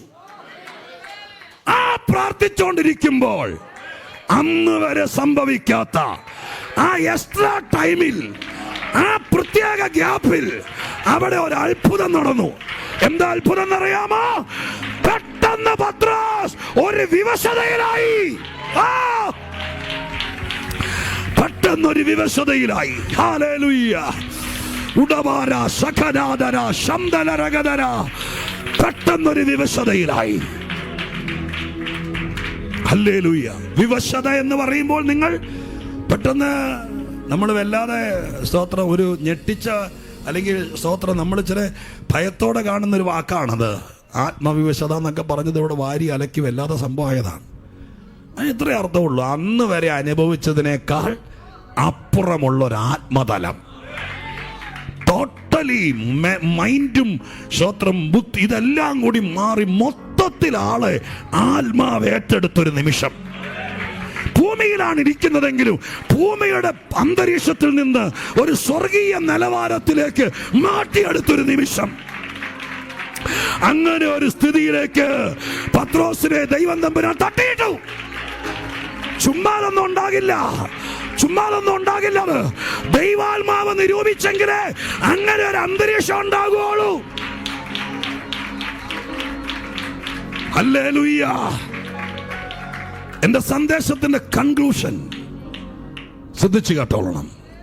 ഞാൻ ചോദിക്കുന്നു, ചോദിച്ചപ്പോ കിട്ടിയായിരുന്നെങ്കിൽ ഇങ്ങനെ ഒരാത്മീക ലെവലിലേക്ക് നീ വരില്ലായിരുന്നു. നിന്റെ കൂടെ നടന്നവരാരും ഞാൻ വായിച്ചിട്ടില്ല. അന്ത്രയോസ് ഇദ്ദേഹത്തിന്റെ ചേട്ടനാണ്. വേദപുസ്തകത്തിൽ ഞാൻ വായിച്ചിട്ടില്ല അന്ത്രയോസ് ആത്മവിവശതയിലായെന്ന്. ഞാൻ വായിച്ചിട്ടില്ല ഫിലിപ്പോസ് ആത്മവിവശതയിലായെന്ന്. സ്തോത്രം, ഹല്ലേലൂയ, സ്തോത്രം. ഇവരുടെ 3 പേരുടെ സംഘത്തിൽ ഒരുവനായിരുന്ന യാക്കോബ് ആത്മവിവശതയായിരുന്നൊരു വാക്യം ഞാൻ കണ്ടിട്ടില്ല. പക്ഷെ ചോദിച്ചപ്പോൾ കിട്ടാതെ പോയി, ആഗ്രഹിച്ചപ്പോൾ നടന്നില്ല, നീ പ്രതീക്ഷിച്ച സമയത്ത് കാര്യം നടന്നില്ല. ആ എക്സ്ട്രാ ടൈം ദൈവം നിനക്ക് തരുന്നത്, ആ എക്സ്ട്രാ ടൈം നിനക്ക് തരുന്നത് നീ പാഴാക്കി കളയരുത്, പാഴാക്കി കളയരുത്. ഹോളി റിഖാന ശബനാദന. എന്നോട് കേൾക്കുന്ന എൻ്റെ പൊന്നുമോനെ, എൻ്റെ പൊന്നു സഹോദരി, ഓൺലൈനിൽ കേൾക്കുന്ന പ്രിയപ്പെട്ടവരെ, ഒരു എക്സ്ട്രാ ടൈം നിനക്ക് തരികയോ. ഹല്ലേലൂയ. ഇനി നിങ്ങളിലേക്ക് നോക്ക്.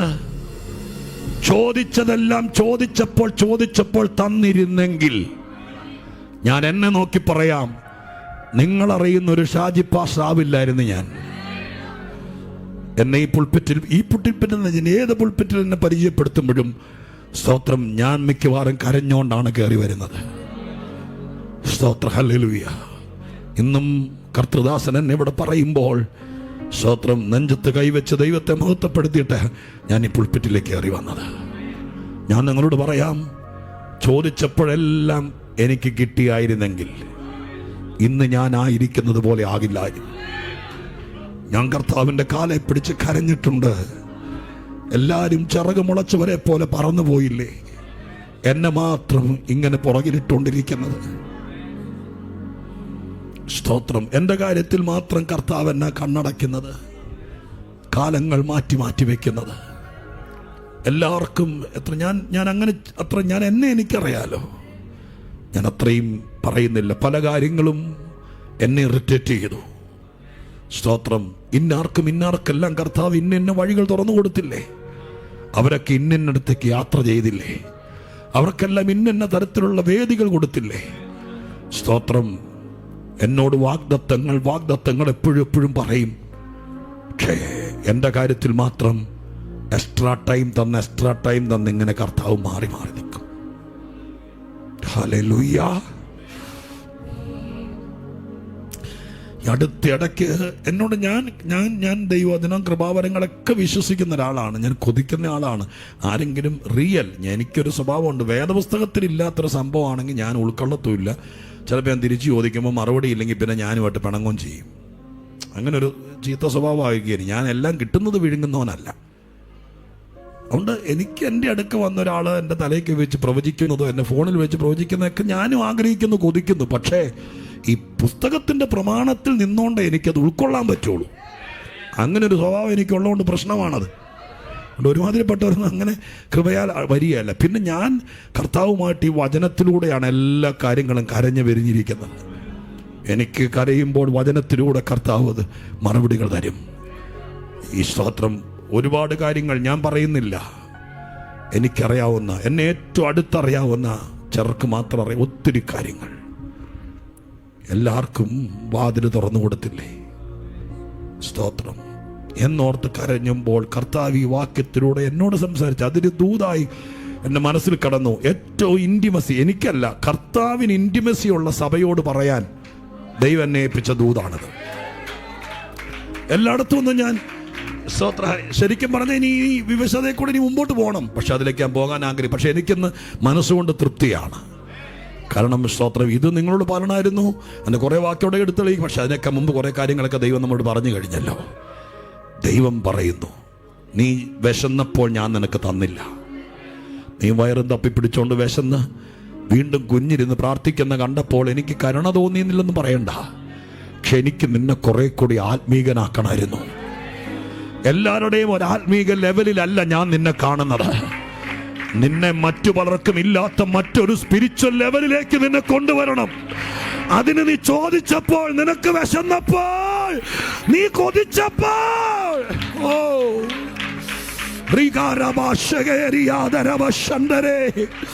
Hallelujah, hallelujah.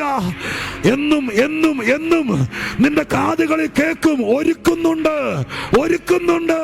നിന്റെ നന്മ ഒരുങ്ങുന്നുണ്ട്, നിന്റെ വഴി ഒരുങ്ങുന്നുണ്ട്, നിന്റെ കുഞ്ഞിനുള്ള മാർഗങ്ങൾ ഒരുങ്ങുന്നുണ്ട്, നിന്റെ യാത്രയ്ക്കുള്ളത് ഒരുങ്ങുന്നുണ്ട് എന്ന് നീ കേൾക്കും. പക്ഷേ അവധി വെച്ച് മാറ്റുന്നത് പോലെ എക്സ്ട്രാ ടൈം തന്ന് ദൈവം വലിപ്പിക്കുന്നതല്ല ബ്രദർ, സിസ്റ്റർ. മറിച്ച് ദൈവം നിന്നെ കുറച്ചും കൂടെ അടുത്തൊരു ആത്മീക ലെവലിലേക്ക് നിന്നെ എത്തിക്കാൻ, ഞാൻ എൻ്റെ പ്രഭാഷണ രീതിയിൽ തന്നെ പറഞ്ഞു നിർത്താം. ഒരു 15 മിനിറ്റോടെ എല്ലാരേക്കാളും അധികം നിനക്ക് സമയം ഇട്ടു. അല്ല, നിന്റെ ആജീവനാന്ത കാലം നിന്നെ വിശന്ന് കുടലും പൊട്ടി നടക്കാൻ ദൈവം സമ്മതിക്കുകയല്ല.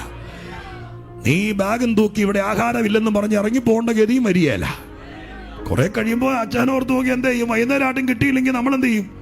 വിശപ്പോൾ ഇത്തിരി ഷുഗറൊക്കെ ഉള്ള ഒരാളാണെങ്കിൽ നമ്മൾ പറയും, എൻ്റെ പൊന്നി ചേച്ചി ഞാനിരിക്കും, ഞാൻ 2 പൊറോട്ട മേടിച്ച് വന്നിട്ട് വരാമെന്ന് പറയും. അങ്ങനെ നിന്നെ ദൈവത്തിൻ്റെ ആക്കി വെച്ച സ്ഥലത്ത് നിന്ന് നിന്നെ ഇറക്കി വിടാനും ദൈവത്തിന് പ്ലാനില്ല. ഒരു 10-15 മിനിറ്റ് സ്വർഗം നിനക്ക് എക്സ്ട്രാ ടൈം തന്നു. ആ സമയം നീ പാഴാക്കരുത്. ആ സമയം നീ അലേർട്ടായിരിക്കണം. ആ സമയം പിശാച് വഞ്ചിച്ചോണ്ട് പോകരുത്. ആ സമയം യൂട്യൂബിലും മൊബൈലിലും കിടന്ന് കളിക്കരുത്. ആ സമയം നീ ദൈവത്തെ മറക്കരുത്. ആ സമയം നീ കൊണ്ട് കളയരുത്. അവിടെ നീ നെടുമ്പാട് വീഴണം. കുറച്ചോടെ ക്രൂശോട് അടുക്കണം, കുറേയും കൂടി ചേർന്ന് നിൽക്കണം. അപ്പോൾ സ്വർഗസ്ഥനായ ദൈവം നിന്റെ ശുശ്രൂഷയുടെ തലം മാറ്റാൻ, നിന്റെ ആത്മീകതയുടെ തലം മാറ്റാൻ. പത്രോസേ, ഇത്രയും നാളെ നീ യഹൂദനെ മാത്രമേ കണ്ടിട്ടുള്ളൂ. നീ നിന്റെ കൾച്ചറിൽപ്പെട്ട കുറച്ച് ആളുകളുടെ ഇടയിൽ മാത്രമേ നീ ശുശ്രൂഷിച്ചിട്ടുള്ളൂ. എന്നാൽ പട്ടാളക്കാരന്റെ ഇടയിൽ, ഉന്നത ഉദ്യോഗസ്ഥന്റെ ഇടയിൽ, വലിയ മാൻഷൻ പോലത്തെ സർക്കാർ ക്വാർട്ടേഴ്സുകളിൽ നിന്നെ കൊണ്ട് ഞാൻ യോഗം നടത്തിപ്പിക്കും. അതിനകത്ത് എന്റെ ശുശ്രൂഷ വെളിപ്പെടും.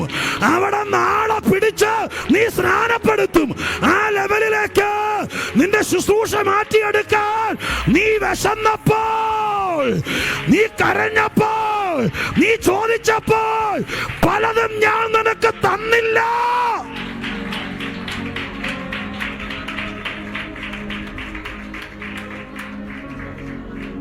പത്രോസ് ഒരു കൾച്ചർ പ്രോബ്ലം ഉള്ള പ്രശ്നമുള്ള മനുഷ്യനായിരുന്നു. പല കാര്യങ്ങളും നിങ്ങൾക്കറിയാം. അത് നിമിത്തം പൗലോസുമായിട്ട് ഭയങ്കര വഴക്കുണ്ടായിട്ടുണ്ട് അദ്ദേഹം.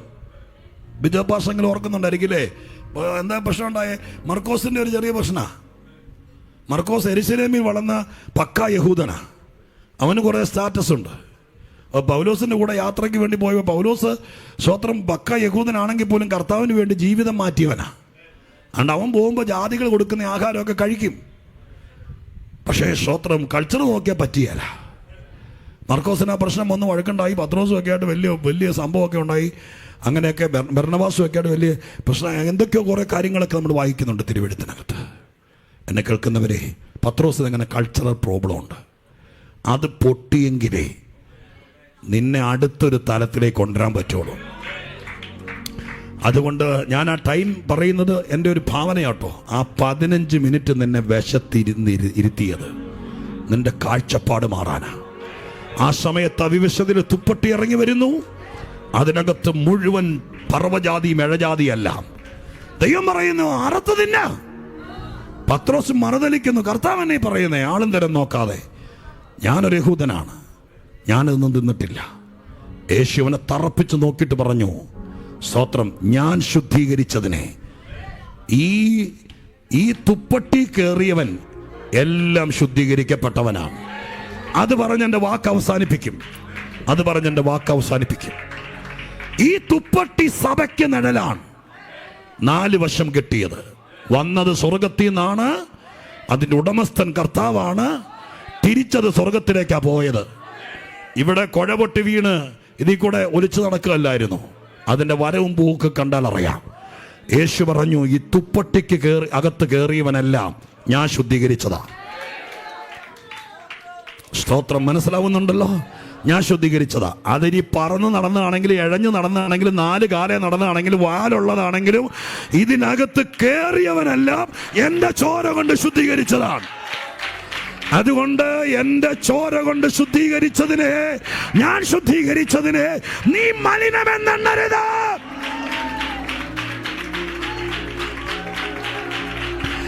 ആ ലെവല് മാറുകയാ. ആ കൾച്ചറൽ പ്രോബ്ലം തീരുകയാ. ആ ഇന്റർ കാസ്റ്റ് പ്രോബ്ലം, എന്തൊക്കെ വാക്ക് എന്റെ വായി വരുന്നെന്ന് അറിയില്ല, ആ പ്രോബ്ലം ഇവിടെ തീരുക. അതോടുകൂടി പത്രോസിന്റെ ശുശ്രൂഷയുടെ ലെവല് മറ്റൊന്നായി.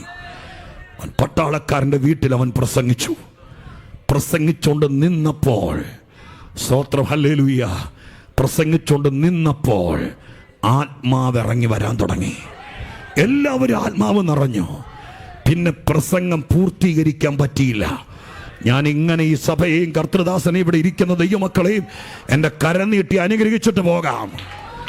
നിന്റെ ശുശ്രൂഷ പൂർത്തീകരിക്കാൻ പോലും പറ്റാത്ത രീതിയിൽ ആത്മസാന്നിധ്യം കൊണ്ട് അലങ്കൃതമാക്കാൻ ഈ സഭയെ, നിന്റെ ഭവനത്തെ, നിന്റെ ശുശ്രൂഷയെ ആത്മാവ് തൊടുന്നു, ആത്മാവ് തൊടുന്നു, തൊടുന്നു, തൊടുന്നു, തൊടുന്നു, തൊടുന്നു.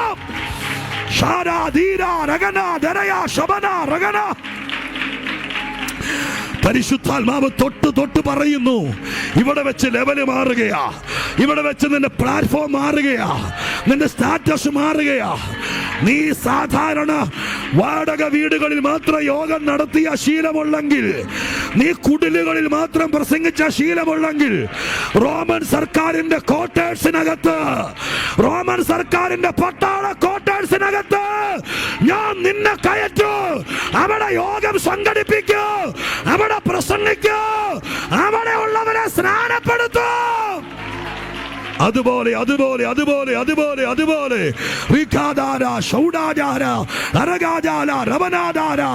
ലെവല് മാറുന്നു, ലെവല് മാറുന്നു. ചേർന്ന് കരമടിച്ചൊരൽപ്പസമയം ആത്മാവിൽ പ്രാർത്ഥിച്ചു. ഞാൻ ശുശ്രൂഷ വചനം അവസാനിപ്പിക്കുക. ആത്മാവിൽ ആരാധിച്ചു, ആത്മാവിൽ സ്തോത്രം ചെയ്തു. എക്സ്ട്രാ ടൈമിലൂടെ ഓടുന്നവരാണ് ഇതിനകത്തിരിക്കുന്ന പലരും, പല പിതാക്കന്മാരും, പല അമ്മമാരും, പല സഹോദരി സഹോദരന്മാരും. നിന്റെ എക്സ്ട്രാ ടൈമിലൂടെയാണ് നീ ഇപ്പോ ഓടിക്കൊണ്ടിരിക്കുന്നത്. കണ്ണുകൾ അടയ്ക്കാം, കണ്ണുകൾ അടയ്ക്കാം, കണ്ണുകൾ അടയ്ക്കാം. എല്ലാവരും പ്രാർത്ഥിക്കാം. ഒരു കൊച്ചു പ്രാർത്ഥന ഞാൻ പ്രാർത്ഥിച്ചു നിർത്താം. ഇതിനിടയിൽ ദൂത് ഉഴുതു മറച്ചിട്ടിരിക്കുന്ന വയലിനകത്ത് ഇളക്കമുള്ള മണ്ണിൽ മഴ പെയ്യുമ്പോൾ വെള്ളം ഇറങ്ങുന്നത് പോലെ നിങ്ങളുടെ ഇടയിലേക്ക് അരിച്ചിറങ്ങിയിട്ടുണ്ട് ആത്മശക്തി. ഇനി കൂടുതലൊന്നും ഞാൻ പറയേണ്ടതോ വെച്ച് കെട്ടേണ്ടതൊന്നും കാര്യമില്ല. വചനത്തെ വിശ്വസിക്കുക. എല്ലാ കണ്ണുമടച്ച് പ്രാർത്ഥിക്കുമ്പോൾ ദൈവാത്മാവ് നിങ്ങളുടെ കാതിൽ പറയുന്നത് ഞാൻ ഈ അടച്ചിട്ടിരിക്കുന്ന മുറിക്കകത്ത് പറയാം. സ്വർഗം നിന്നെ മോനെ എന്ന് വിളിച്ചിട്ട് മോളെ എന്ന് വിളിച്ചിട്ട് പറയുക, നീ നിന്റെ ആ 15 മിനിറ്റ് എക്സ്ട്രാ ടൈമില്ലേ, ആ ടൈമിലൂടെ എപ്പോൾ ഓടിക്കൊണ്ടിരിക്കുന്നേ. നീ ആഗ്രഹിച്ച സമയമുണ്ട്. 2024 പലരും നിന്നോട് പറഞ്ഞു, ഞാൻ നിന്നെ കൊണ്ടുപോയിക്കോളാം, ഞാൻ നിന്റെ കുഞ്ഞിൻ്റെ കാര്യം ഏറ്റോളാം, ഞാൻ നിനക്ക് ശുശ്രൂഷയ്ക്ക് വേദി തരാം, നീ എൻ്റെ കൂടെ നിന്നാ മതി. നീ സ്വപ്നം കണ്ടവനെ പോലെയായി നടക്കുമെന്ന് വിചാരിച്ചു. പക്ഷെ സമയത്ത് നീ ചോദിച്ചപ്പോൾ പറഞ്ഞു, ഒരുക്കുന്നേ ഉള്ളൂ. നിനക്ക് വിശക്കുന്നുണ്ട്, ഈ വിഷയത്തെ സംബന്ധിച്ച് നിനക്ക് വിശക്കുന്നുണ്ട്. കർത്താവ് പറയുന്നു, ഇതൊരു എക്സ്ട്രാ ടൈമിലൂടെ നീ പോയിക്കൊണ്ടിരിക്കുക. ഒരു 15 മിനിറ്റ്, ഒരു 20 മിനിറ്റ്, ആ ടൈം നീ മുതലാക്കണം. കർത്താവിൻ്റെ കാലേന്ന് വിടരുത്. ഈ സമയത്ത് എന്നെ കർത്താവേ നിന്റെ പാദപീഠത്തിൽ നിന്ന് എഴുന്നേക്കത്തില്ലെന്ന് പറയണം. അവിടെ വെച്ച് ദൈവം നിന്നെ ദർശന മണ്ഡലത്തിലേക്ക് നയിക്കും. കർത്താവ് നിന്നെ അടുത്ത തലത്തിലേക്ക് ഉയർത്തും. നീ വന്ന വഴിയിൽ നിന്ന് പുതിയ വഴിയിലേക്ക് ദൈവം നിന്നെ കയറ്റും. നിന്റെ സന്തതിയെ ഉയർന്ന നിലയിൽ കൊണ്ടുപോകും.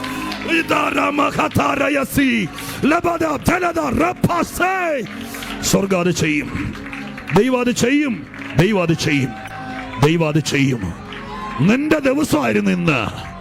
നിന്റെ ദിവസമായിരുന്നു ഇന്ന്. നീ ചില വിഷയത്തെ ചൊല്ലി ചുമ്മാ തിന്ന് നിറഞ്ഞു വന്നവളല്ല. നിന്റെ ചില വിഷയത്തെക്കുറിച്ച് വിശന്നു വന്നവളാ. ദൈവം നിന്നെ തൊട്ടിട്ടുണ്ട്. ഞാനൊരു വാക്ക് പ്രാർത്ഥിക്കാം. പരിശുദ്ധ ദൈവമേ, എൻ്റെ സ്വർഗീയ പിതാവേ, അങ്ങയുടെ പൊന്നു നാമത്തെ ഞാൻ ഉയർത്തുന്നു. ഈ പുൽപ്പിറ്റിൽ അങ്ങ് പറഞ്ഞതെല്ലാം അങ്ങയുടെ സ്വന്തം, എൻ്റെ അല്ലപ്പ. അത് അങ്ങയുടെ പൊന്നുമക്കളോട് ദൈവം പറയാൻ എന്നെ ഉപയോഗിച്ചെന്നേ ഉള്ളൂ. ഇതതുപോലെ നടക്കട്ടെ. ഈ ഉപവാസ പ്രാർത്ഥനയിൽ ഒരു കൺക്ലൂഷൻ ഉണ്ടാകും. അങ്ങനെ പറഞ്ഞാണല്ലോ ദൈവം തുടങ്ങിയത്. പുതിയ എണ്ണ ചിലരെ തേപ്പിക്കും. എൻ്റെ ദൈവത്തിൻ്റെ കൃപ വ്യാപരിക്കും. അസാധാരണ പരിജ്ഞാനം കൊണ്ട് നിറയ്ക്കും. എക്സ്ട്രാ മൈലിലൂടെ യാത്ര ചെയ്യുന്ന ചിലർക്ക് അവസ്ഥ മാറ്റിക്കൊടുക്കും. ആഗ്രഹിച്ചപ്പോൾ നടക്കാതെ പോയ പല കാര്യങ്ങളും ദൈവം തള്ളിക്കളഞ്ഞിട്ടില്ല. ദൈവം അത് നിറവേറ്റും. ഈ സഭ ചോദിച്ചത്, കൈയെത്തി പിടിച്ചു എന്ന് വിചാരിച്ചത്, ശത്രു തട്ടിക്കളഞ്ഞതാന്ന് വിചാരിച്ചത്, ഇല്ലപ്പാ, ദൈവം മറന്നിട്ടില്ല. ഞങ്ങളുടെ ദാസൻ ബിജോ പാസ്റ്റർക്കായി ഞങ്ങൾ എല്ലാവരും കൂടി പ്രാർത്ഥിക്കുന്നു. നിന്റെ ദാസന്റെ കയ്യിൽ ദൈവം കൊടുത്തിരിക്കുന്ന ശുശ്രൂഷ ചെറുതല്ല, മൂർച്ചയുള്ളതാണ്. അത് ചെല്ലേണ്ടിടത്തൊന്നും ചെന്നിട്ടില്ല. ഇന്ന് ഞങ്ങൾ അനുഗ്രഹിക്കുക. അങ്ങയുടെ ദാസന് വാതിലുകൾ തുറക്കട്ടെ, വിളി വരട്ടെ, യാത്രകൾ തുടരട്ടെ, ഉണർവുണ്ടാകട്ടെ. വക പ്രാപിക്കേണ്ട ചിലർ ഇതിനകത്തുണ്ട്. അവര് വക പ്രാപിക്കട്ടെ. ഈ സഭ അതിന് സാക്ഷിയാകട്ടെ. ദൈവം അത് ചെയ്യും. അനുഗ്രഹിച്ചിട്ട് പോകുന്ന അടിയൻ എൻ്റെ മനസ്സ് തുറന്ന് അനുഗ്രഹിച്ചിട്ട് പോകുന്നു. പ്രാർത്ഥന കേട്ടതിന് നന്ദി. യേശുവിൻ നാമത്തിൽ തന്നെ.